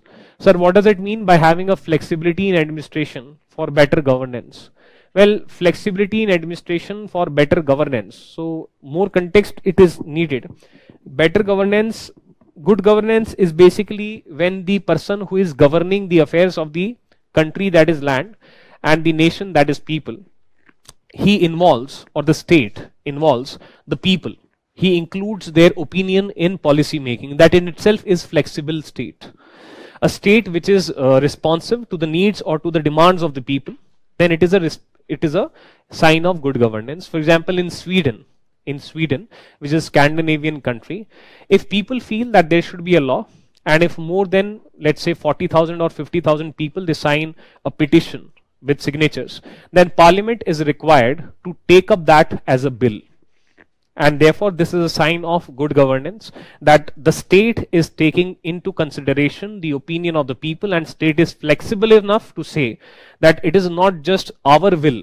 The political parties are flexible enough to say that it is not just our will on the basis of which we are going to bring bills into the country, but on the basis of the people's will also, we can consider some bills for whether they should be converted into law or they should not be converted into law. Another kind of flexibility is that state says that only I will be delivering services to the people. That is inflexible approach. A flexible approach is that not just me, but I can take help of some private sector. I can enter into a public-private partnership. I can even take help of some NGOs, or I can take help of self-help groups of the people themselves in delivery of goods and services. For example, many schemes of the government of India are today implemented not by the IAS officers. IAS officers, they act as supervisors. On the ground, they are implemented by bodies, or which we call self-help groups of the people on the ground level. Right? And therefore, this is how you are flexible. You are saying that it is not just the state which will implement a scheme, but will make the people also decision makers in delivery of that scheme. So this is also an example of flexible administration. Right? Flexibility does not mean not following the law. Flexibility, it means these structural flexibilities and other kind of flexibilities which are there for better governance, right? Flexibility can also be there in the processes. For example, for establishing our identity, when we take a house on rent, the government can accept, or the landowner, landlord can accept not just Aadhaar card, but also let's say driving license, let's say PAN card, let's say other identity proofs. And therefore, in the processes, we have a flexibility that the state is not saying that only this will work. The state is giving us some options. So that is flexibility in the processes, right? Sir, as Hemu is the military general of Sher Suri, Sher Suri is dead by that point of time. After that of Suri, does Hemu did not establish his own dynasty? No. He is an important commander and a very important minister, but he is not the independent ruler himself. Sir, in the Maharaja Ranjit Singh period, why 60% of land is royal land? Well, that could have been 50% also, that could have been 70% also. The decision that how much amount of land will be royal land and how much amount of land will be Jagirdari land for payment of salaries to the officials, that decision is always of the king, right? And he is taking that decision. The benefit of that decision we are more concerned about. And the benefit of that decision is that the state will not be economically dependent on others. The state itself will have decent amount of monetary power, which tells us that the central government under Maharaja Ranjit Singh was a strong central government. Strong means financially strong, militarily strong, and politically strong. This part tells us that it was economically strong, right? But UPSC has asked about Sikh gurus in the past years in the prelims. Fine, but that will be not part of our subject. That will be part of, let's say, art and culture. Sir, how to remember all the facts? Multiple revisions, they are required. By focusing less on the facts, you will be able to remember the facts. If you focus more on the why, if you focus more on the analysis part, then you will be able to remember the facts much, much easier. We have tried to incorporate in our study model. For example, when we discussed the decline of Mughals, initially we mentioned all the analysis part. And then we gave the facts as proofs of those analysis, right? So therefore, analysis, they require only samajh, only understanding. And if you understand something, you'll remember it. You can use your own words also. Facts, they will simply act as proofs. And it is weird, when you understand something, then it becomes easier to remember the fact of it. That is how the mind works. So therefore, focus on the why. The fact will become very less important and somehow more easily rememberable as well, right? So if you remember, if you understand what is a citizen charter, why there should be, because good governance question was there.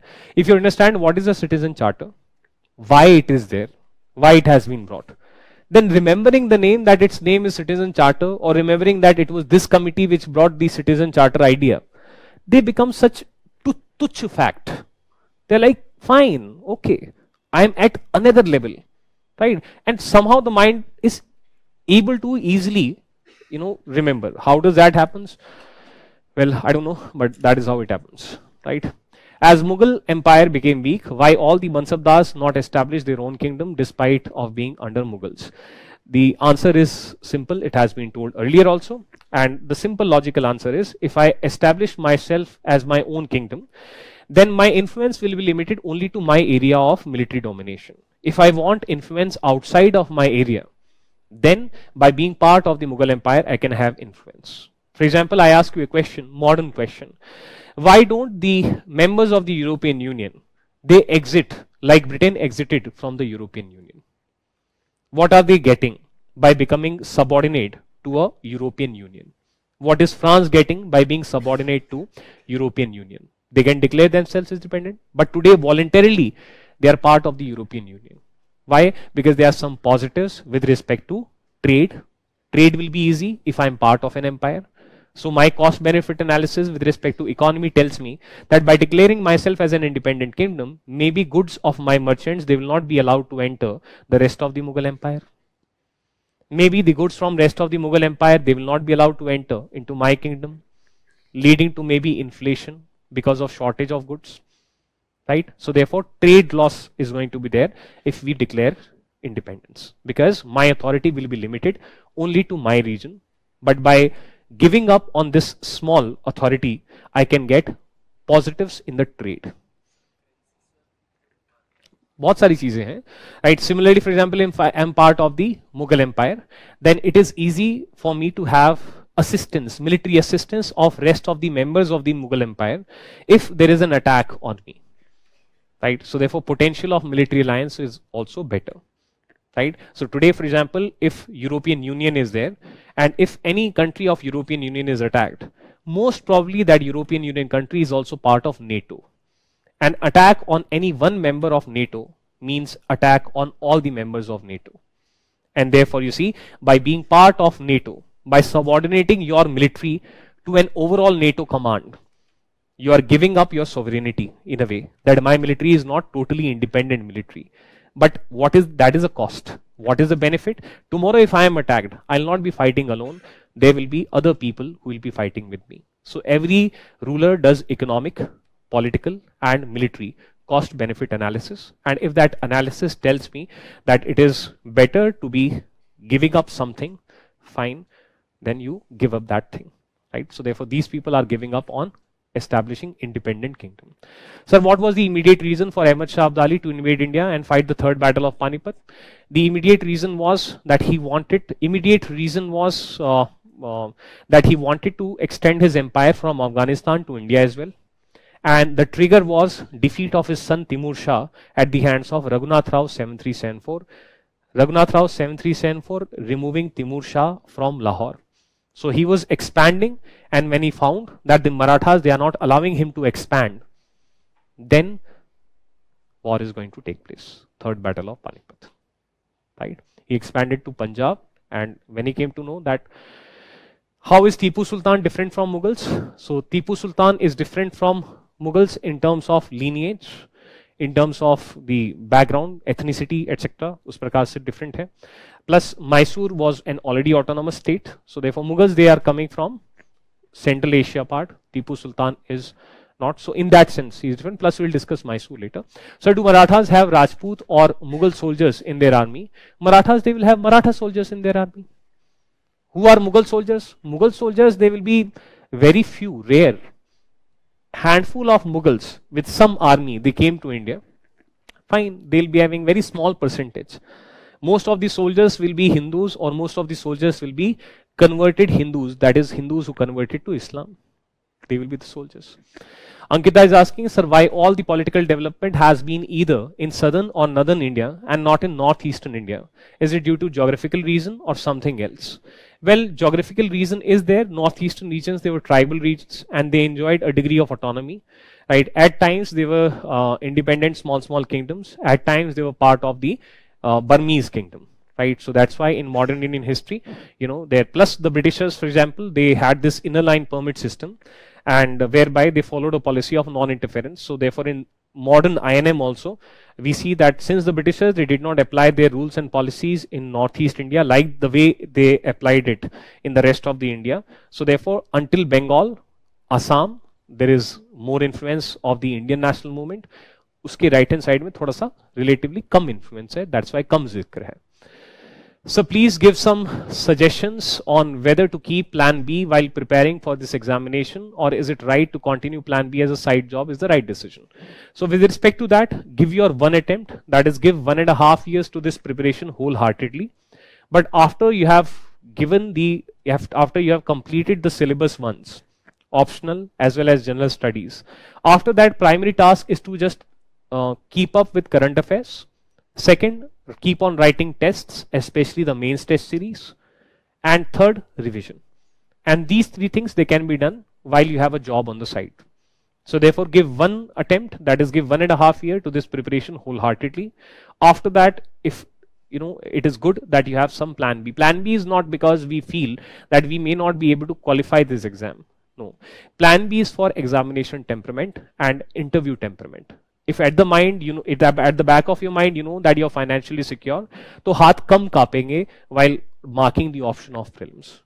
This thought process, subconscious thought process will be less, that if I mark this particular question as wrong, then what will happen to my career? And that will actually boost your marks. So the reason is not that I have less faith in you. I have all the faith in all the poor students. Why? Because I was also a poor student, so वैसा कुछ वो नहीं है. But just that examination temperament is better, because then you are not contemplating what will my parents say, what will happen to my life if this question, right, that question. So examination temperament improves. तो उस प्रकार से that is there. ठीक है. So anyways, next write down the heading tensions in relationship. This is like next point, which we will be writing some sub points. Tensions in relationship during Aurangzeb 5807. Tensions in relationship during Aurangzeb 5807. During Aurangzeb 5807. तो यहां पे basically क्या था? It is in the nature of power to centralize itself. That is, it will keep on searching someone in which I can be whole. Right? For example, Maharaja Ranjit Singh finally emerged as a central ruler. Marathas, they were about to emerge as a central ruler. So similarly, here there was this Marwar and Mewar. Right? So Mewar was rapidly expanding its territory by taking over territory of other Rajput chiefs. Right? And Mughals, they did not want that there should be one ruler for whole of Rajputana. Because if that happens, then like the Marathas, they disturbed the Mughals. In the similar way, the Rajputs, they can also disturb the Mughal. Marathas, they had already started disturbing the Mughals from 1650 onwards. Chhatrapati Shivaji, 7480, 1674. He declared himself as Chhatrapati. Right? So anyways, so basically they did not, Mughals, they wanted that Rajasthan should be summation of A, powers which are junior to me, and B, powers which are equal to each other. Powers which are junior to me, and B, powers which are equal to each other. This is called balance of power. Right? For example, Britain, after becoming superpower with the help of Industrial Revolution, it wanted, around 1800s, it wanted Europe to be summation of inferior powers, inferior to Britain, and equal to each other. This is called balance of power. This is called balance of power. Until the point of time there will be balance of power, Britain will remain a superpower. There will not be any power which can challenge Britain. Why? The concept is simple. You're France, you're Germany, you're Spain, you're Portugal, you're Austria, you're Hungary, etc. You are all junior to me, right? And therefore, if you fight a war with me, you will get easily defeated. To become equal to me, you would have to fight a war against him. If your power is equal to his power, chances of your victory are less, right? And as soon as you try to become bigger than others, maybe me and all others, we can come together and defeat you and put you back on your place.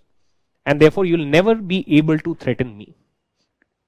You'll never be able to threaten me. And this system can be seen in the families also. For example, financial power is always kept by the head of the family. And if there are 3 sons or 4 sons, right, parents, they usually, ideally, should want that each son should be junior in power to the parent. And plus, no one son should be able to dominate the other son too much.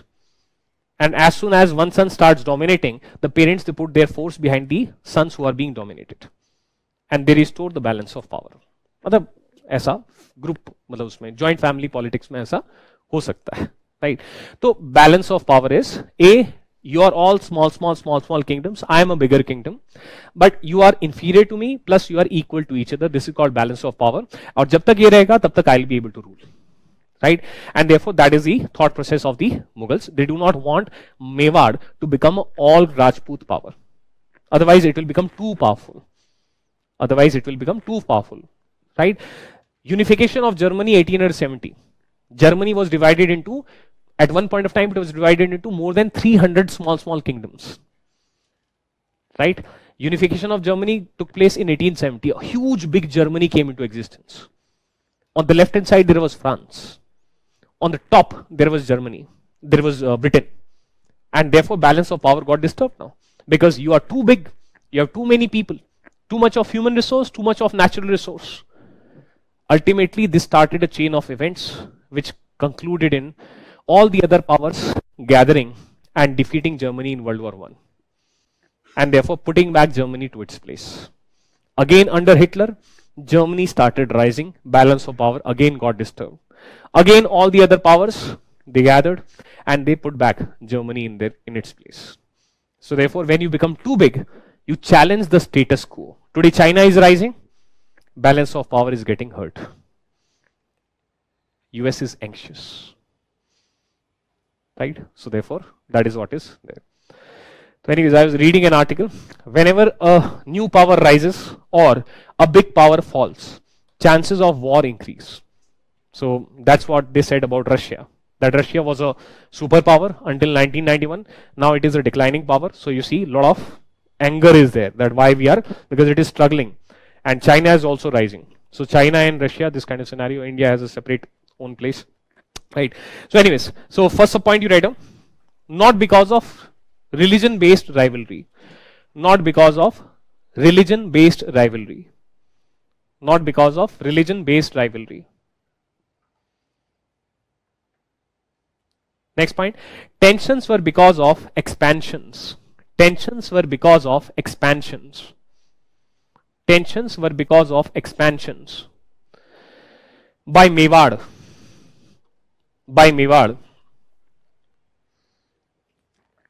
under Raj Singh, by Mewar under Raj Singh, Rajsingh, Raj Singh, against other Rajput chiefs.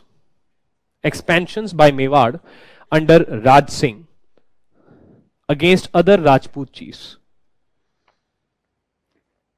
Against other Rajput chiefs. Next point, Aurangzeb didn't want, Aurangzeb 5807 didn't want, Aurangzeb 5807, 1658 to 1707. Aurangzeb 5807, 1658 to 1707 didn't want one supreme power. Didn't want one supreme power. Aurangzeb 5807 didn't want one supreme power in Rajputana. Didn't want one supreme power in Rajputana. And wanted to maintain balance of power. And wanted to maintain balance of power. And wanted to maintain balance of power among Rajput chiefs. Wanted to maintain balance of power among Rajput chiefs. Next point, in 1680-81, in 1680-81, Mewar and Marwar, in 1680-81, Mewar and Marwar, M-A-R-W-A-R, Mewar and Marwar revolted against Aurangzeb 5807, revolted against AZ 5807. But revolt failed. But revolt failed. But revolt failed. So why did they revolt? So actually Mewar was angry at Aurangzeb that why he's not, why he's having anti-Mewar policies. In Marwar there was a ruler who died and now a child became a ruler. And Marwar was along important trade routes from Delhi and Agra to Allahabad, to Ahmedabad. So some important trade routes were there which were going. So therefore, if important trade routes are going through Marwar, Aurangzeb wanted not a child ruler, but someone who is experienced. So Aurangzeb interfered in the succession and said that I will not recognize this child as a ruler, but I'll recognize someone else as a ruler. And this provided a trigger. Marwar got angry. Its friend was Mewar. They came together. And Mewar hoped that if we are able to defeat Aurangzeb, then we will be able to dominate the whole of Rajputana as well. The way Maharaja Ranjit Singh defeated Zaman Shah and then dominated rest of the missiles. Similarly, if we defeat Aurangzeb, we will establish in front of all other Rajput chiefs that who is a tiger now. I am bigger than Aurangzeb himself. So either bow down or get ready to get defeated. This kind of thing they want to create. This is the reason why the other Rajput chiefs, they did not support Mewar and Marwar. Because they felt that if they are victorious, then who will save us? We will lose our power. So selfish political interest of staying in power resulted in other Rajput chiefs not assisting Mewar and Marwar. And this also became one of the reason, or disunity among Rajputs became one of the reason for victory of Aurangzeb. right? So therefore this is what is there. So write down reasons for revolt. Reasons for revolt, first subpoint. Reasons for revolt, first subpoint. Due to death of existing ruler, due to death of existing ruler, due to death of existing ruler, comma, due to death of existing ruler, comma, a child ruler, comma, a child ruler came to power, comma, a child ruler came to power in Marwad. A child ruler came to power in Marwad. That lay along, LAY, that lay along important trade route, that lay along important trade route between Delhi / Agra, an important trade route between Delhi / Agra and Ahmedabad. Delhi / Agra and Ahmedabad.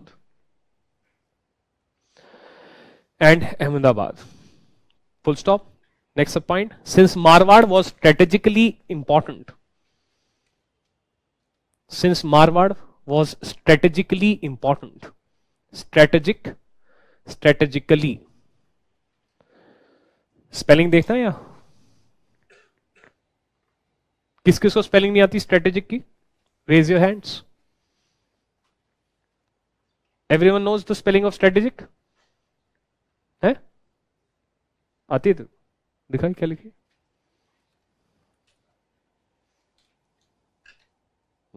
ठीक लिखी. किस किस को सही में, किस किस को नहीं आती? Very good. तेरा यूपीएससी में होगा ये सब, तेरा चेहरा देखते रह जाएंगे.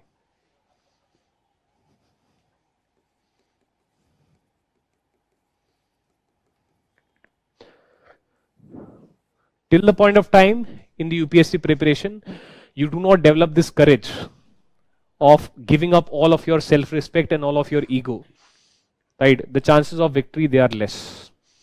I want my students to be proud failures.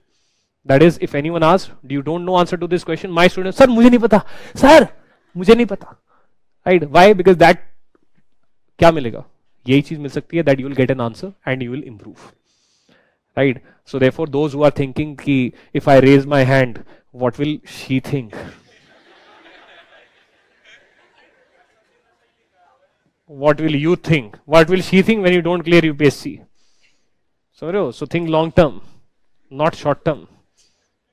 Right? And if she is no more your friend because you did not know the spelling of strategic, then she should not have been your friend to begin with. Right? It was a strategic mistake on your part.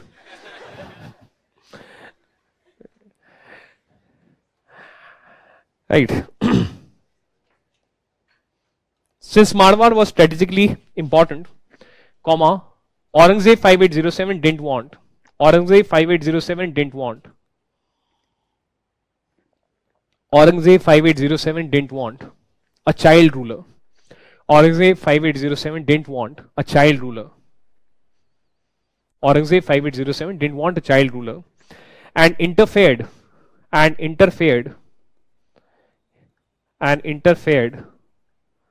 in succession. Succession, success, IUN, succession. Interfered in succession. Full stop. This provided opportunity for Mewar. This provided opportunity for Mewar to ally with Marwar. This provided opportunity to Mewar to ally with Marwar against Aurangzeb 5807. This provided opportunity for Mewar to ally with Marwar against Aurangzeb 5807.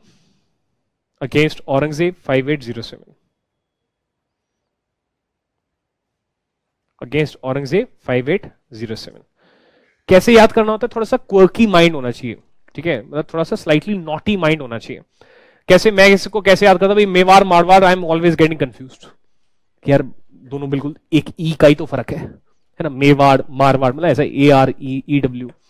So child ruler कहीं पे था, मारवाड़ मां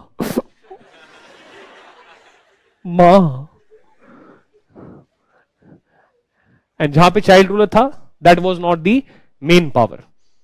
सो therefore मां child ruler, Marwar who is the main power? Mewar.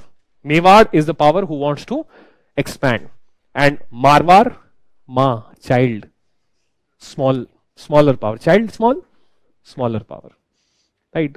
So therefore remove confusion like some these things. Anyways, next point, next independent paragraph point. Revolt failed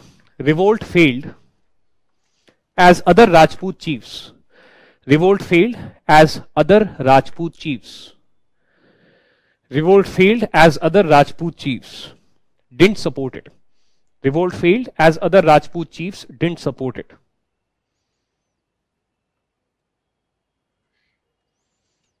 bracket में star लगा के लिखिए.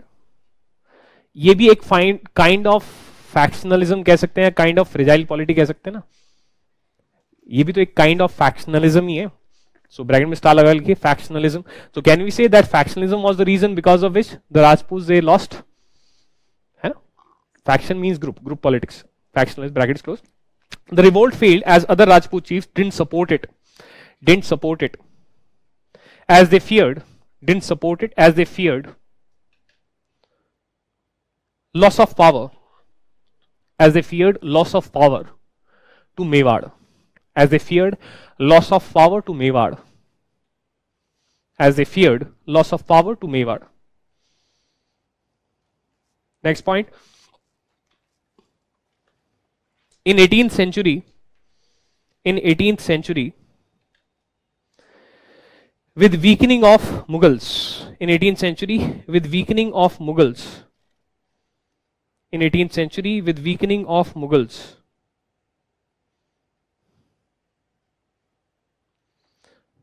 Rajput chiefs, Rajput chiefs acted more independently.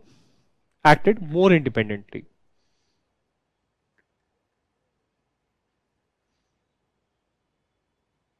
Acted more independently.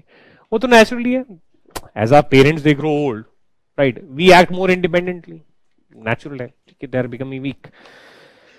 More independently, comma especially under Savai Jaising. Especially under Savai Jaising. Savai is like a title. Savai Jaising. Especially under Savai Jaising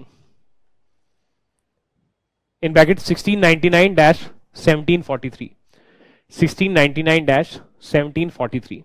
Especially under Savai Jaising 1699-1743 of Amer, A-M-B-E-R, of Amer, A-M-B-E-R, Amer. Amer ka kila is very very famous if you have gone to Rajasthan. Of Amer, who ruled Jaipur, of Amer who ruled Jaipur and was a powerful entity, who ruled Jaipur and was a powerful entity in Delhi politics, and was a powerful entity in Delhi politics, and was a powerful entity in Delhi politics. In bracket star लगा के लिखिए, revision भी हो जाएगा. What were the groups of mansabdars who were there in Delhi politics? Irani group, which had Persian lineage. Turani group, which had the same lineage as the Mughals. Hindustani group, which were the converted. Deccani group, after 1685 and 1687. Golconda, Bijapur, and another we mentioned Hindus. And in the Hindus, you see this is an example of a Hindu that is a Rajput being an important Mansabdar. Right? So ऐसा link करके पढ़ते रहेंगे over a period of time. ये हमारे लिए थोड़ा थोड़ा natural सा हो जाएगा. याद करने का जरूरत नहीं पड़ेगा कि ईरानी, तुरानी, हिंदुस्तानी, आनी. ठीक है, डेकनी आनी. ठीक है, तो 4 आनी एंड 1 हिंदूस. राइट, तो ऐसा करके. लास्ट पॉइंट, 1751 ऑनवर्ड्स ये पॉइंट हम पहले लिख चुके हैं, बस यहाँ पे हीरो राजपूत हैं, तो सपोर्टिंग रोल में मराठास हैं. 1751 onwards Rajputs were regularly attacked. 1751 onwards, Rajputs were regularly attacked by Marathas. 1751 onwards, Rajputs were regularly attacked by Marathas, who extracted annual tributes,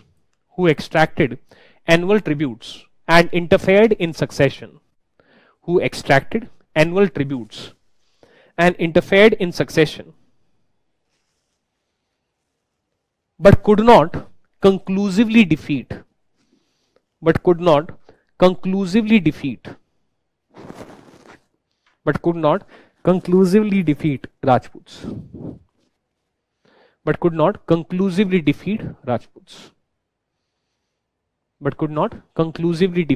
Rajputs. Right? ऐसे ही फन में ये मिसलेनियस है. फन में क्या होता है? डिग्रीज है, degrees of external domination. Right? कैसे भी, ये वाला आप इजीली समझ पाएंगे, तो वहां से स्टार्ट करते हैं. One is annexation. Annexation means, for example, like Sikkim became part of India, right? Full annexation. Like Eastern Ukraine, it has been annexed by the Russia. Crimea, it has been annexed by Russia. That means it is part of your country. So you are the ruler, everything. 1 degree less than annexation is protectorate. In protectorate, you do not take over all the sovereign functions. Sovereign functions क्या है? Can you tell me what are the sovereign functions? You daily think about the sovereign functions. You daily think about sovereign functions. You're dying for sovereign functions. You're here for sovereign functions. Just the name of your civil services, भाई. और कितने hint दूं? What are sovereign functions? Administration, law and order, foreign policy, revenue, that is taxation, right? Plus budget, because you use that tax money and then you spend that tax money budget. Audit and accounts, right? Government utilities like postal services or railways, right? Or ordnance factories, right? So यही है, और क्या है? So these are sovereign functions. That means all of these are, or the subjects which are there in the 7th schedule, right? Agriculture, this, that, etc., education, these are sovereign functions. So when annexation take place, you take over all these 7 schedule subjects of a country. When annexation take place, you take over all the sovereign subjects or all the 7th schedule subjects of a country. In protectorate, you take only 2 subjects, and that is military and foreign policy of a country. That means you just want to ensure that tomorrow if there is any war, this country military will work for me, right? And therefore you are politically dominating, but you are not ruler. You have become a conqueror in a way, but you are not a ruler, because you are not concerned about all other sovereign functions. How is the agriculture, how is the education in this protectorate? You don't care. You're only concerned with how does it behave in foreign politics, right? Now this is formal. Something is here, and what is called, इससे एक और भी चीज आती है, एक और चीज लेस आती है, वो नया ऐड करते हैं. ऐसा हिस्ट्री में हुआ है, मॉडर्न हिस्ट्री में हुआ है, और वर्ल्ड हिस्ट्री में भी हुआ है. In modern history, through Treaty of Allahabad 1765, the Britishers, they took over only the financial power, that is Diwani. So इसको हम कुछ बोल नहीं सकते, मतलब ठीक है बोल सकते हैं dual government, but fine, let's say दीवानी और finance, it is taken over by the foreign power. एक एग्जांपल है, for example 1765 Bengal and East India Company. एक और एग्जांपल है, Britain and France, they took over budget power of Egypt around 1922.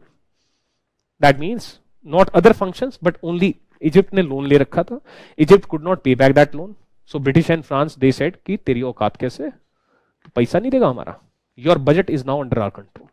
That means they are taking Diwani of Egypt, right? So therefore Egypt. हाँ जी, northern Ireland में क्या है? वो तो independent country है ना आपका, वो जो भी है सदर्न आयरलैंड जो है. नहीं, आयरलैंड तो मतलब जो पार्ट ऑफ ब्रिटेन है वो तो प्रॉपर पार्ट ऑफ ब्रिटेन है, वो तो एनेक्सेशन है ना. और जो एक सेपरेट आयरलैंड है जो कि इंडिपेंडेंट है वो सेपरेट है, right. So Egypt's budget was taken over by Britain and France. तो एक तरीके से इन्होंने दीवानी ले ली इनकी. अराउंड 1922 ये किया था इन्होंने. तो एनीवे मतलब ये भी एक, चलो अभी अभी आया दिमाग में तो डाल दिया मैंने, वरना नहीं डालने वाला था. और एक क्या होता है जो मैं आपको यहां से यहां लेके आ रहा हूं, which is called sphere of influence. which is called sphere of influence. When there is sphere of influence, so for example, Sri Lanka can be said to be in the sphere of influence of India. Bhutan can be said to be in the sphere of, that means influence है हमारा, हमारी थोड़ी बहुत चलती है, but we cannot give orders, right? There will be consequences if they do not take care of our interests, right? We are not a negative power, but हाँ हमारा थोड़ा दबदबा है वहाँ, हल्का influence है. We can say that Europe is under the sphere of influence of US. Soft power kind of like, right? So इस तरीके से ये different components होते हैं. So therefore we are saying that the Marathas, they never had the wherewithal to annex the Rajputs, but yes, they extracted some tributes, some financial thing they extracted, and Rajput they interfered in succession, so therefore some influence is there. So Marathas की जो domination है you see of the Rajputs, it is at this level. It is kind of at this level. They did not even reach this level and this level. They did not take over the Rajput military. They did not annex. Right? तो हाँ influence है at this level. Right? So that is what we are trying to say. Right? So anyway, हाँ जी.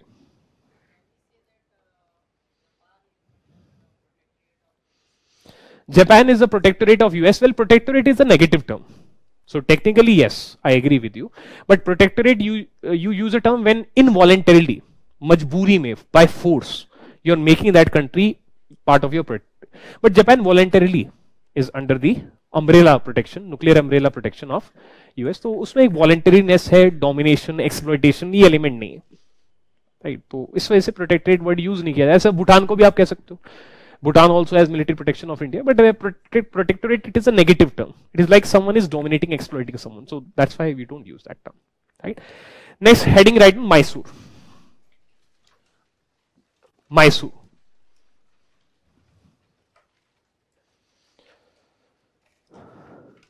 Right? So थोड़ा सा background है, थोड़ी सी history है, which we simply have to write, right? तो उसमें एक हल्का सा एक idea होना. So basically here in Mysore there was this Vodiyar dynasty, and Vodiyar dynasty was earlier part of Vijayanagar Empire. Have you seen Vijayanagar Empire? How many of you have seen Vijayanagar Empire? Very good. That means you are observant in the class. Vijayanagar Empire has come in front of you multiple times. In the first map.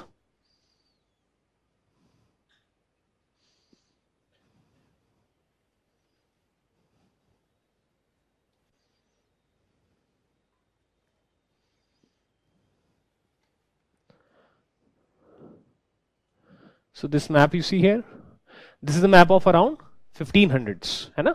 So see, this whole Deccan is at that time part of Vijayanagar Empire, just below Hyderabad, that is Golconda, and Maharashtra or Swarajya.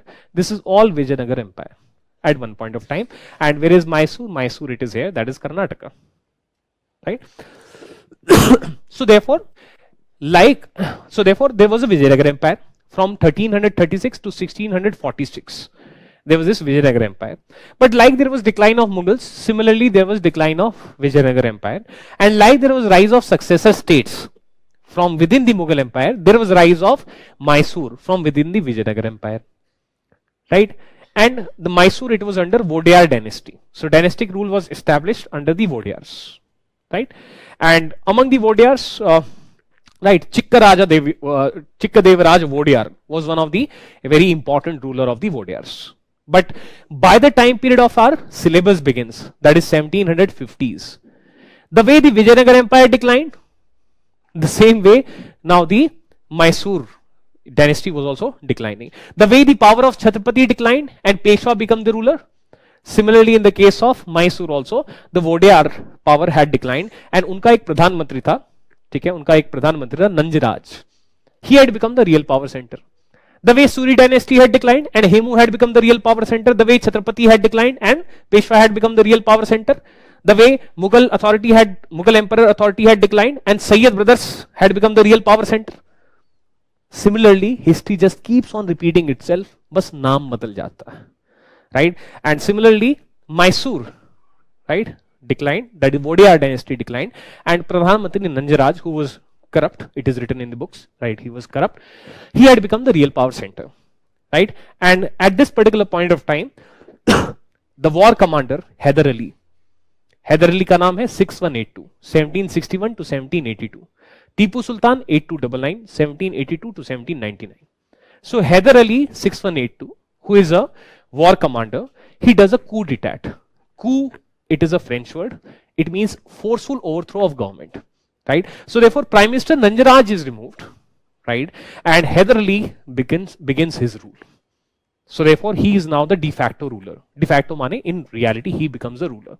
And he establishes a dynastic rule. उस dynasty में से दो ही लोग हैं, Tipu Sultan and Haider Ali, तो हमारे लिए आसान है, right? So therefore, Haider Ali started ruling Mysore. तो इतना लिख लेते हैं, तो ये background है. And our main topic of discussion as per our syllabus is Haider Ali and Tipu Sultan, right? So write down. In 16th century, this is map of 1520s. So this is 16th century. In 16th century, Mysore was part of Vijayanagar Empire. In 16th century, Mysore was part of Vijayanagar Empire. Mysore was part of Vijayanagar Empire. In brackets 1336 dash 1646. 1336 dash 1646. 1646. ठीक, brackets closed.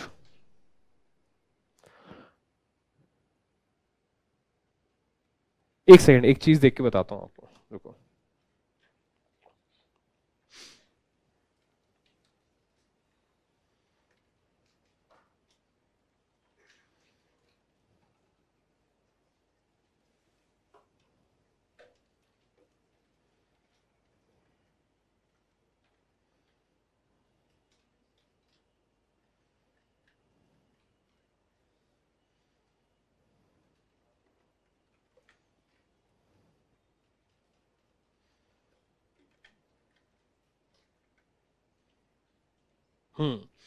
So in future class, I'll make you write down.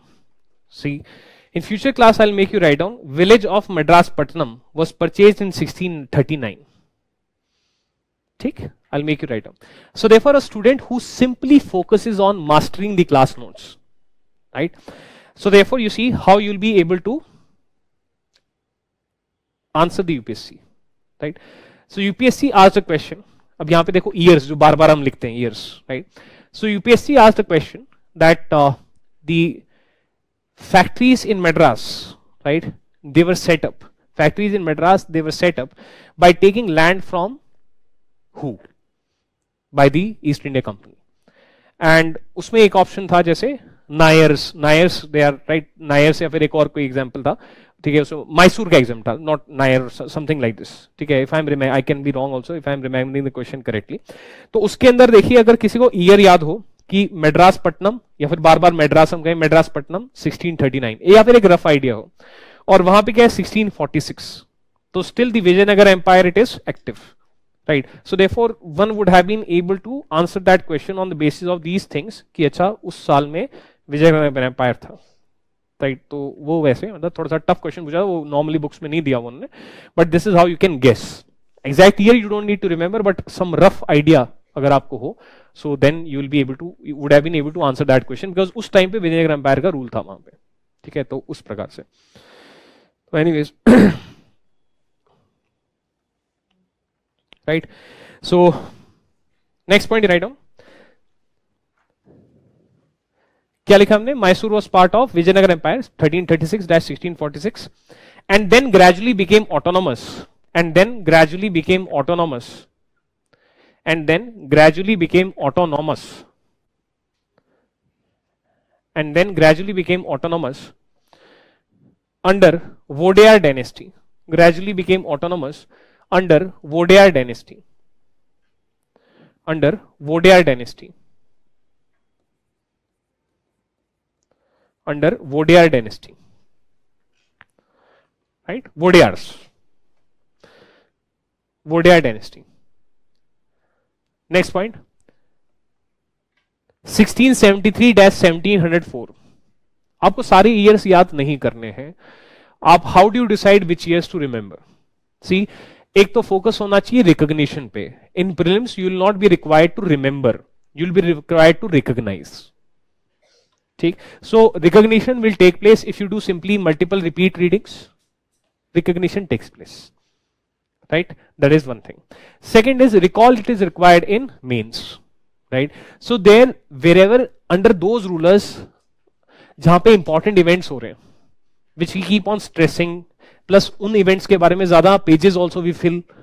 So therefore like अब इतनी बार Aurangzeb 5807 repeat हो चुका है that you know that Aurangzeb के years are important, right? So therefore it becomes common sensical. Those rulers which are, Banda Bahadur के बारे में हमने सिर्फ एक ही बार बात करी है, जबकि महाराजा रंजीत सिंह के बारे में हमने 3 पेज लिखे या 2 पेज लिखे. So therefore years of Maharaja Ranjit Singh, they become important compared to the years of Banda Bahadur.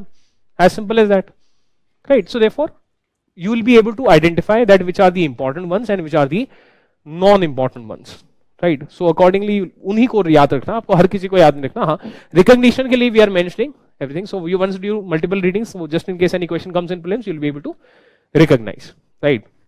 So 1673-1704 dash, Mysore became militarily powerful. Mysore became militarily powerful and centralized. Mysore became militarily powerful and centralized under, Mysore became militarily powerful and centralized under Chikka Devaraja Vodeyar.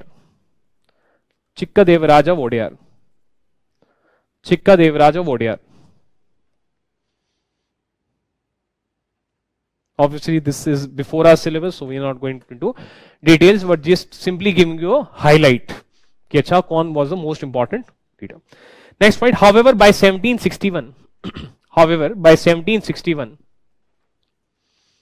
Vodeyars, however by 1761 Vodeyars were reduced, however by 1761 Vodeyars were reduced to puppets. Vodeyars were reduced to puppets. Vodeyars were reduced to puppets by corrupt prime minister, by corrupt PM, prime minister Nanjaraj, by corrupt prime minister Nanjaraj, Ninja, Nanja, Raj, Nanjaraj, by corrupt prime minister Nanjaraj. Next point, Hyder Ali 6182. Hyder Ali 6182. In brackets 1761-82. Hyder Ali 6182. Hyder Ali 6182. So Hyder Ali, he was a man from very humble beginnings. That means he was not born in any royal family. He was born as a commoner. But because of his merit, he was able to rise in the military of Mysore. And he was able to become a war commander by the time period of around this time. He is a war commander, right? And he is the person who is overthrowing Nanjaraj and establishing his rule, right? So right now, a man of humble origin, a man of humble origin, a man of humble origin, who began as a junior officer, a man of humble origin who began as a junior officer, a man of humble origin who began as a junior officer in the army, who began as a junior officer in the army, who began as a junior officer in the army, and later became, who began as a junior officer in the army and later became a senior military general, and later became a senior military general, and later became a senior military general. Next point, in 1761,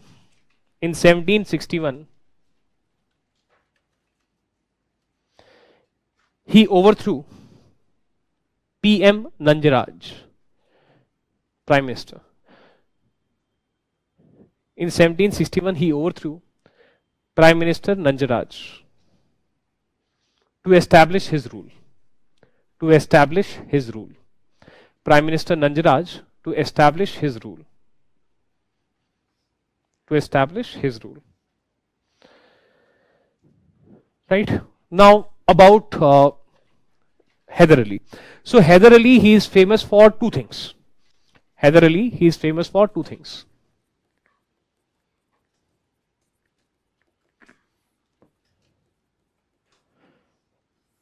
One, he is famous for modernizing his military. That means he built a strong military organization with the help of the French.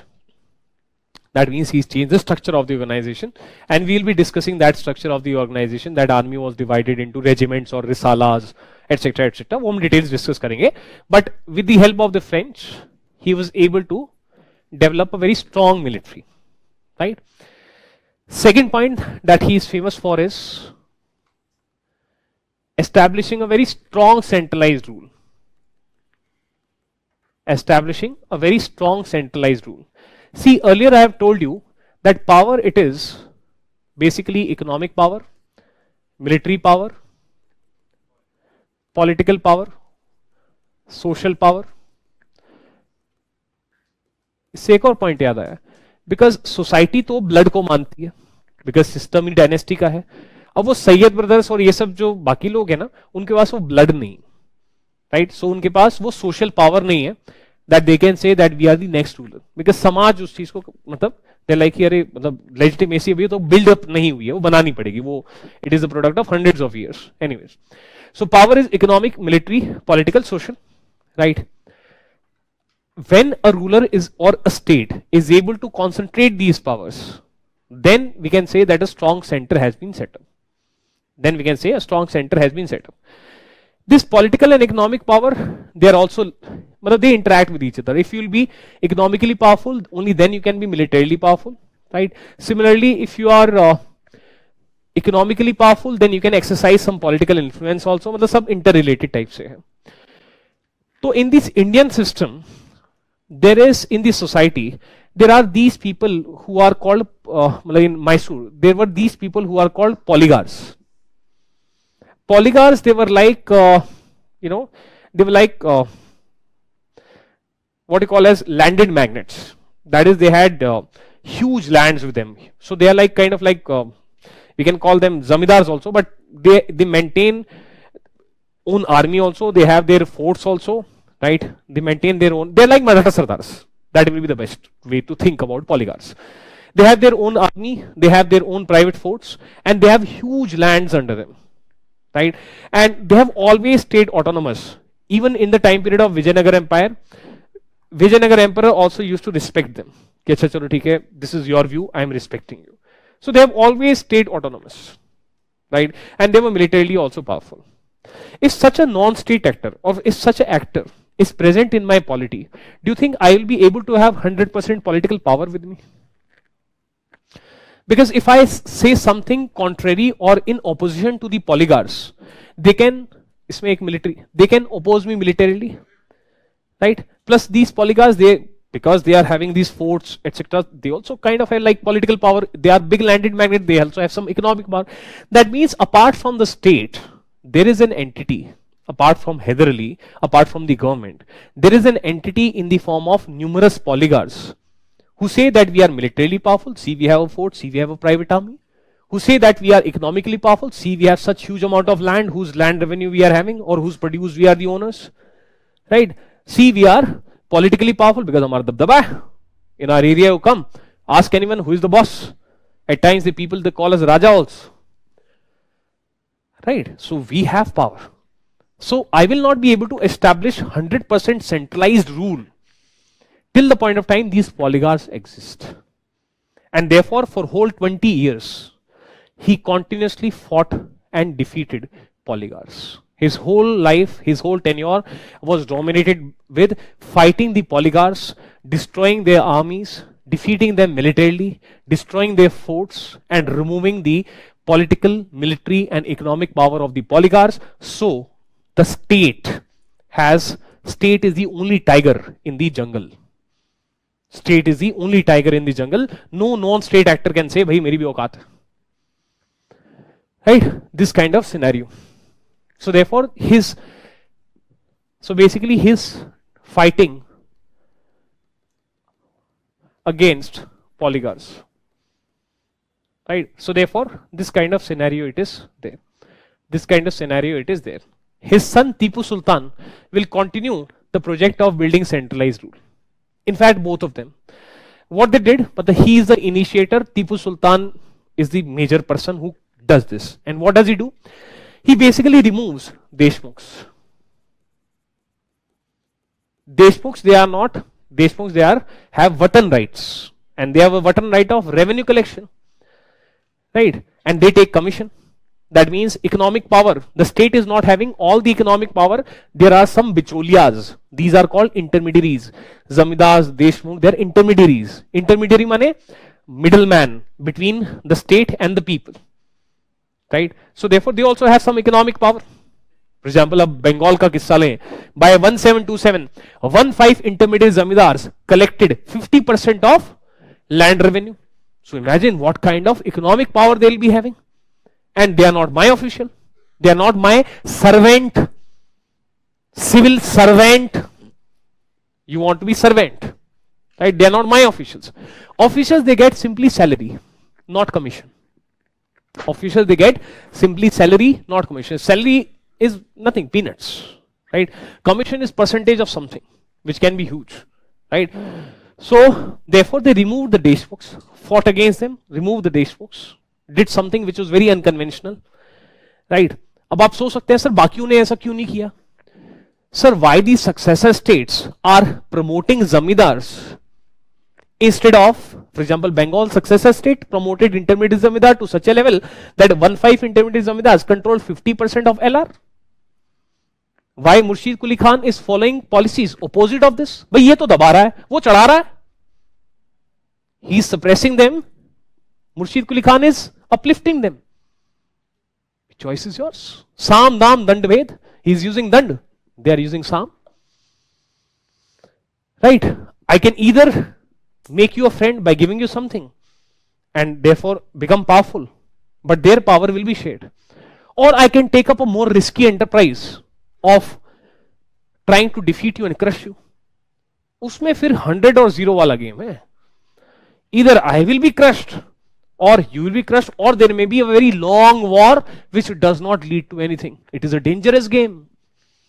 It is a dangerous game. Right? It is a dangerous game.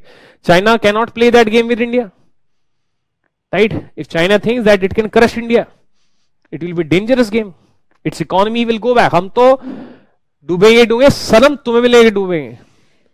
Right? That kind of scenario will be there. Because India is also, yes, China it is this powerful, India is this powerful.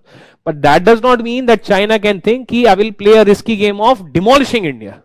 No, there will be huge costs. There will be huge costs. And if India is able to build alliance, who knows, China gets defeated. Right? So, therefore, diplomacy. So, therefore, Murshid Quli Khan did not play the dangerous game. In fact, he thought, let us use them. Akbar did not play the dangerous game with the Rajputs. He thought, let us co-opt them. It depends whether you want to choose the path of diplomacy or you want to choose this. This is a dangerous game. But if you are successful, then you will be very, very powerful. In the jungle, there will be only one tiger, that is state. In the jungle, there will be only one tiger, that is state. Right? For example, China's state is more centralized than India. How? Or Chinese Communist Party has more power. Why? No other political party is allowed. That means by system, by design, no other entity is allowed to have political power. Right? Plus, 1/3 of GDP is contributed by PSUs. PSUs mean government companies. The state is itself doing business to have economic power, not just tax income, direct income. ये क्या 30%? I want 100. I will myself do business. I will myself do business. State has become capitalist in China. Businessman. State is a businessman in China. 1/3 of the economy, it is 1/3 of the business, it's controlled by the state. So not just taxes. So taxes from the 2/3 and all income from 1/3. So you see, economically powerful. Then recently in China, they brought a law. They are trying to bring this, or they have brought this, that military should be loyal, not to the state, but to the party. Why? Just in case Chinese Communist Party's rule is overthrown by some other political party, then the state will come under that political party, and then the military will be under that political party. So therefore, state nahi, party. Loyal to party, not to the state. This kind of system. Right? Centralization. और एक ही tiger है China में, Chinese communist party. Right. सो अगर आप ये कर पाते हो, सो होगा. So he played this dangerous game. For him, luckily, he was successful. And here, Deshmukhs were removed, and taxes were now to be collected through officials, government servants. That is IRS as a service, and not tax being collected by Infosys is the Deshmukh model. Taxes being collected by IRS is the Mysore model or the EIC model. East India Company का भी यही model था. That is tax collection through officials, or you have outsourced the tax collection to some private businessmen. Deshmukh, Zamindars, they are private. Right? This kind of scenario. So this is how they are going to operate. So let us write down. जितना time बचा उसके हिसाब से. Hyder Ali worked with French. Hyder Ali 6182 worked with French. Hyder Ali 6182 worked with French.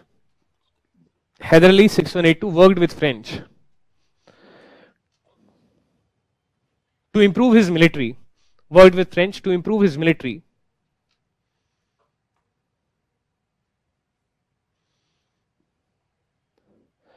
By importing technology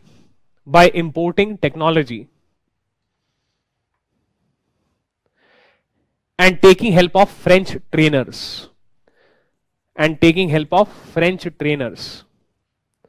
By importing technology and taking help of French trainers.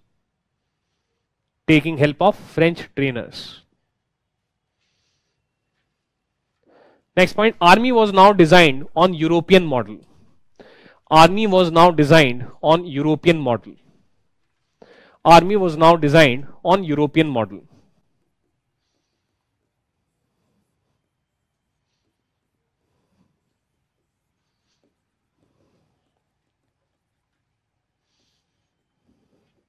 So model basically क्या है that king will not just be political authority, he will also be the top military general. Right? And army will be divided into risala. Risala is something like regiment. So army is divided into multiple risalas. Each risala will be headed by a commander, and a proper hierarchy will be there till the lowest man. That is major general, brigadier, etc., and commander. Plus this commander will be personally chosen by the king, and therefore will be personally loyal to the king. Right? Also, what is the benefit? Let's say this commander wants to do a revolt. He wants to repeat what Hyder Ali did. That is, he wants to remove Hyder Ali from power. What will happen? All other risalas, they will come together and they will defeat this. So balance of power, it is kind of maintained. Next, each risala was to be self-sufficient. Totally self-sufficient. That means each risala is equal to mini army. That means it will have its own infantry. It will have its own horses or horsemen, horse-mounted army. It will have its own cannons, that is artillery, guns. It will have its own transport. It will have its own food. That is totally self-sufficient. As a result, no one risala will be dependent on another risala. Right? No one risala is saying, "Arey, we are ready to attack, kahan reh gaya? अरे पहले cannon, पहले तोप चलाएंगे, तोप first we want to fire, कहां रह गया, कब आएंगे? No dependence, dependence is not there, right? अरे यार we have won this particular battle, we want to go to another battle, है गाड़ी कब आएगी, बस कब आएगी, टैंक कब आएगा? That is let's say separate transport division, नहीं, everything is self sufficient, and as a result what will happen, you are a mini army, right? And fast movement can take place, totally independent, किसी के ऊपर कोई dependence नहीं, right? If there is this enemy, I can surround this enemy by my mini armies very easily, right? Self sufficient, no one treacherous Risala commander can fail my plans if he wants to fail, right? This kind of scenario it is there, multiple. So this is like a modern structure, fast movement of army. I can easily deploy you कि तू north से attack कर, तू west से attack कर, तू south से attack कर. Why? Because each of you is like a mini army, not dependent on each other. This kind of scenario. So right done. Army was not designed on European model. First point. Army was to be summation of. Army was to be summation of risalas. Army was to be summation of risalas. Army was to be summation of risalas. In bracket star लगा के regiments. Regiments. Risalas in bracket star लगा के regiments. Second subpoint, each risala had a commander. Each risala had a commander. Each risala had a commander.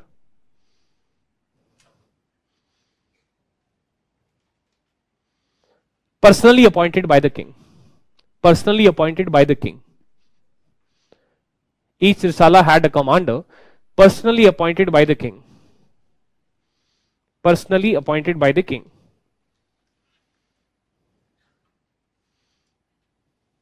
Right? See, commander is there, who is the head, and he is personally appointed by the king. That means loyalty is flowing like this.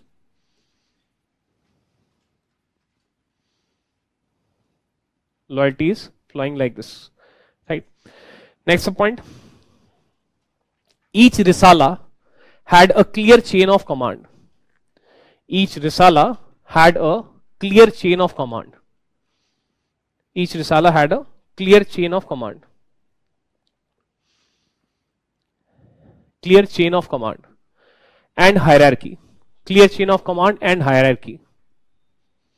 HEIRAR and hierarchy. Hierarchy means captain, major, etc. Hierarchy. What is the importance of clear chain of command? What do you mean by clear chain of command? Clear chain of command means no person should have two bosses. That is simple. उससे क्या confusion नहीं होगा. जो करना मुझे पता आपने, ऐसा नहीं, there is one boss who says this, another boss who says this. Confusion is there that this is responsibility of which person. Clear chain of command. King कहेगा एकदम से, movement needs to take place. As soon as possible, the command will flow down and everyone will obey, no confusion. Clear chain of command, clear hierarchy, right? Clear responsibility, right? So fast, this kind of better organization. Clear chain of command and hierarchy leading up to the king. Leading up to the king. Leading up to the king. Next point, each risala was a self-sufficient unit. Each risala was a self-sufficient unit. Each risala was a self-sufficient unit. As it had its own weaponry, as it had its own weaponry, comma transport, as it has own weaponry, comma transport, and own supplies. And own supplies. Next point, therefore, a very efficient military organization. Therefore, a very efficient military organization. Therefore, a very efficient military organization capable of swift action. Swift money fast.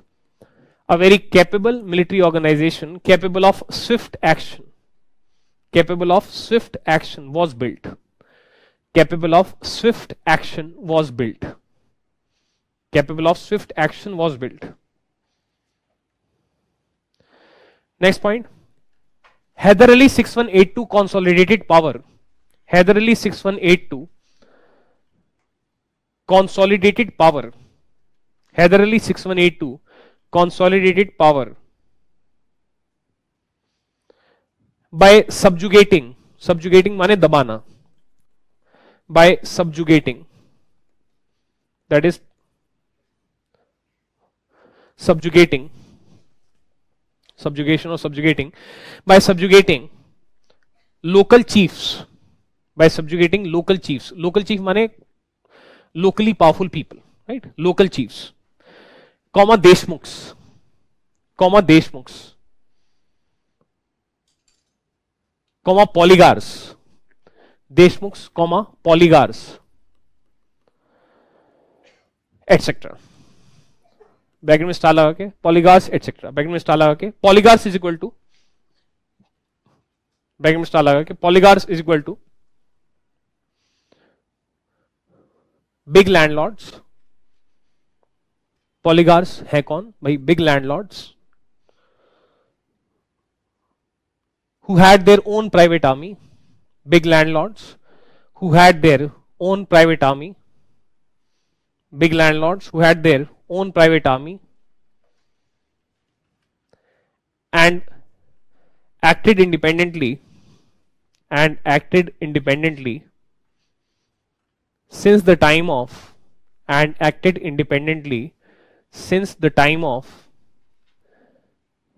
acted independently since the time of Vijayanagar Empire, since the time of Vijayanagar Empire, in brackets 1336 1646, 1336 1646, brackets closed.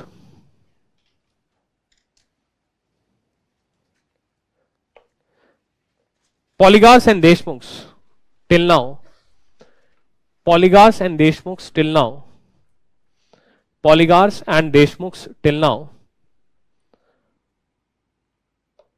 were effective rulers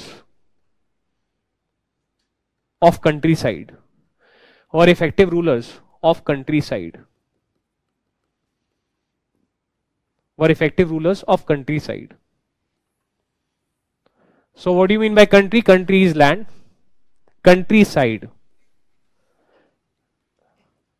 दूर दराज के areas, far off areas, rural areas. Urban areas, they are at the center. Countryside means rural areas, right? So state or Hyder Ali, they will be in the urban area, that is some center. In the countryside, the real effective power is the polygars and the Deshmukhs. Why? Because they are the people who control land revenue. Deshmukhs, they control land revenue. They are the people who controlled wealth of the temples, because people, they used to contribute huge amount of money to the temples, right? So they control the wealth, and therefore they were the real rulers. They are the people, polygars are the people who have army on the ground. So therefore they are the real power, right? So polygars and Deshmukhs till now were real rulers or were effective rulers of countryside, as they controlled as they controlled land, comma land revenue, as they controlled land, comma LR, and wealth of temples, as they controlled land, comma LR, and wealth of temples, and wealth of temples. हाँ जी, हाँ, panchayats, they will be at the village level. They will have some autonomy, as is the tradition, right, with respect to some decision making, etc. But the real power, it is with the polygars. Polygars, they will have 3,000 villages under them, right, or hundreds of villages under them. This kind of scenario, right? So that is there. Next, write down heading.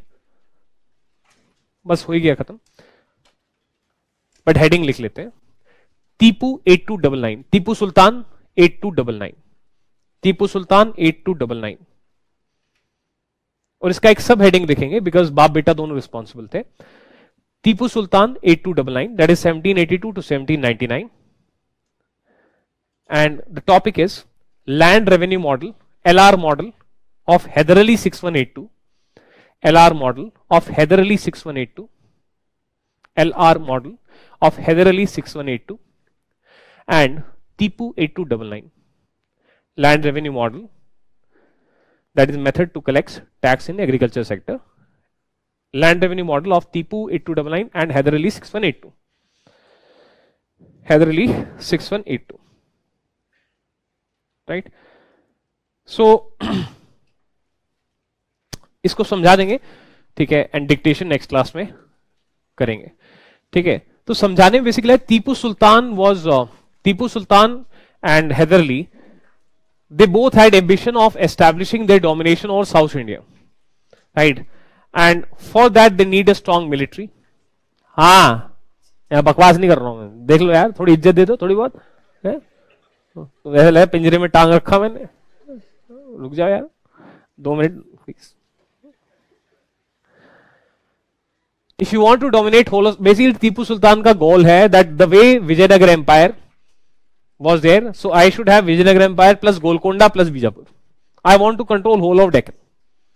To do that, I need military. For military, I need Rokra. For military, I need money. For money, I need more land revenue or more trade revenue. That is more taxes and more trade revenue. Right? And therefore, these people, they removed Deshmukhs. Why? So that the commission will not go to the Deshmukhs and the state will be able to get more money. So if the peasant paid 100 rupees, 10 or 20 rupees they went to the Deshmukhs and only 80 rupees went to the state. If Deshmukh is not there and salary of officials 0 is samajh lo, 1 rupee samajh lo, then state will be getting 99 rupees. Therefore state will have more money to build a strong military. More money, therefore better military. Second, भाई और क्या करूं? So Tipu Sultan, for example, will start building irrigation systems. Why? If farmers' income will increase, they will pay more taxes. Right?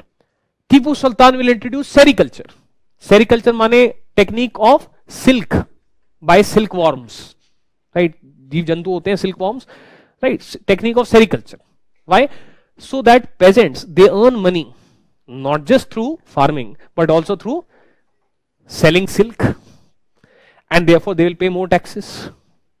Therefore they will more. This silk can be exported to the rest of the world. Therefore forex will come in, gold will come in, and therefore more money for better military.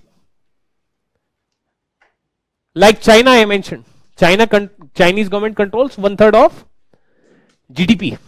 So therefore, why just limit to taxes? Can I not behave like East India Company?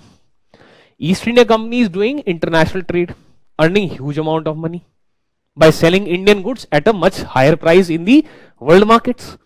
Why cannot I do this? I will also set up a PSU, government company, state commercial corporation. State owner, commerce merchant, खरीदना बेचना, corporation company, state commercial corporation, government. I'll directly do trade myself. Therefore have more money. Therefore build a stronger military. And with that military, I'll defeat Marathas, I'll defeat Travancore, I'll defeat Mysore, I'll defeat Hyderabad, right? And I'll defeat the British, right? Carnatic is and therefore this is how I'll achieve my dream. This is the plan. This is the plan, and that's why they do all of these things, right? So ये है एक last में एक छोटा सा huge amount of political controversy takes place with respect to whether Tipu Sultan is a good man or a bad man, whether he is Gulshan Kumar bad man or a good man, right? Good man Sunny Deol, right? So some people say tiger of Mysore, and some people say anti-Hindu lunatic, right? And TV debates they take place. We are civil servants. How to appraise this question? We are intelligent people. We are not stupid people, right? We know how to dissect the problem. right? If problem is big, what do? We break it into parts and analyze each part and try to come at an answer, right? So therefore, if the topic of discussion is anti-colonialism, and our criteria of judgment, we are very objective, right? Topic of discussion is anti-colonialism, that is anti-British, and the criteria of judging someone as good or bad is that those who fought against the British are good and those who fought alongside the British are bad, right? That is why we celebrate so many rulers who fought. Rani ki Jhansi, we celebrate, why? Because she fought against the British. That's why she is our hero, right? So therefore, if the topic of discussion is foreign policy and foreigner is Britain and all the other people or the rulers who are in India, they are Indians, right? So in that case, yes, he is Tiger of Mysore. Why? Because he fought multiple wars against the British. He wanted to demolish the British. He wanted to hurt the trade business of the British, right? He wanted to remove the Britishers from India. He collaborated with the French to remove the Britishers from India. And he also died fighting ultimately. And if we compare the contemporary rulers, that is of the time of 1790s or 1780s, then he is the tallest or one of the tallest, right? He is the tallest or one of the tallest. Why? Because Veer Savarkar himself, in his book Indian War of Independence, criticizes Baji Rao to 9618, 1796 to 1818, Tipu 8299. So he himself criticizes. Veer Savarkar says, "Oh unfortunate nation, that you had such a Baji." Why? Because Baji Rao too collaborated with the Britishers. When Britishers they wanted to defeat the Sikh, then as per Veer Savarkar's book, Baji Rao too loaned money to the Britishers from his personal savings. So therefore he criticizes Baji Rao too. So therefore in that time period of 1780s, 1790s, ya to Nana Fadnis the, but Nana Fadnis he was there till 1800. Right, Nana Fadnis I'll place let's say at number 1 because if the first one to identify that the Britishers they have political design, and then Tipu Sultan is one of those rulers who is dying fighting, protecting his capital, and therefore Tiger of Mysore with respect to anti-colonialism, anti-Britishers, yes, check. Then second part of the controversy. If the second part of the controversy is by Tipu, those who support Tipu Sultan, they say that he was secular, that he gave money to this temple, to that temple. Nil bata sannata, zero. Zero. Why? Because we are civil servants. One of our topic of discussion is ethics. In ethics, there is a topic called values. In values, we learn that values, they are permanent or very difficult to change. They don't change with time, they don't change with place. And if secularism was a value, that is respect for other religions was a value of Tipu Sultan, then things would have been different. When his father died, Hyder Ali 6182 died. Hyder Ali told Tipu Sultan, your population is majority Hindu population, treat them with respect, your stability in power will be better. And therefore he treated the Hindus with respect. He contributed the money to the temples, etc. But where? In Mysore. As soon as he steps outside of Mysore, when he attacks the Kurgs, Kurg, it is a place, right? When he attacks other, Malabar when he attacks, for example, the level of brutality that he shows, he ties people with the legs of elephant, and then a hunter is made, hunter is, chabuk chala gaya, elephant pe, and the elephant will move and the body will get dissected into 4 parts. That is how he punished. If he is finding any spy, if he is finding any enemy, he will ask for forced conversion. And if they will refuse to convert to Islam, then he will show such brutality. Then he will show such brutality using high amount of violence, unnecessary violence. That means secularism is not a value. जैसे ही आपने step out किया outside Mysore, you are becoming lunatic. And when you are inside Mysore, you are doing Hare Rama, Hare Krishna. That means secularism was a utility for you. It was a tool for you to stay more in power, not a value. Not a value, right? So therefore, as soon as you went outside Mysore, you became very, very,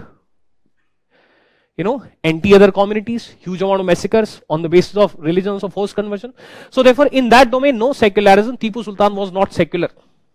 answer is this why हम तो common sense follow कर रहे हैं, हमारा syllabus है उसमें value हमने पढ़ा है, वैल्यू यही पढ़ा है, चेंज नहीं होता, तो उसके आधार पे this can be a logical answer, common sense logical answer, right? So therefore in the domain of his domestic, and therefore we cannot say that if he had been able to establish an empire for whole of South India, then whether he would have been secular or he would have engaged in forced conversions, we don't know. How can we say? Because his behavior is ambivalent. Only outside and only inside Mysore he is acting in a secular way, right? So a lot of political news and all of this controversy takes place. If the topic is anti-British, that is we are talking about freedom struggle, right? And that also not modern freedom struggle but pre-1857 freedom struggle also, then yes, Tiger of Mysore. Why? Because he opposed the British, he gave a huge resistance to the British. But if the topic is whether Tipu Sultan is a good man, तो भैया हमें क्या करना, good man है बुरा man, but focus basically है that with respect to his religious policies he was similar to Aurangzeb और even worse outside your Mysore with respect to religious policies. So secularism is not a value, and therefore that is the answer to that controversy with respect to Tipu Sultan, right? So therefore good या bad का certificate देने की कोई जरूरत नहीं है, but this is how you understand. Anyways, so this was a part which usually student ask, तो मैंने सोचा इसे additional वाले time में cover कर देता हूँ. In the next class we'll write down this. So topic is ये जो last में लिखवा है वही topic है.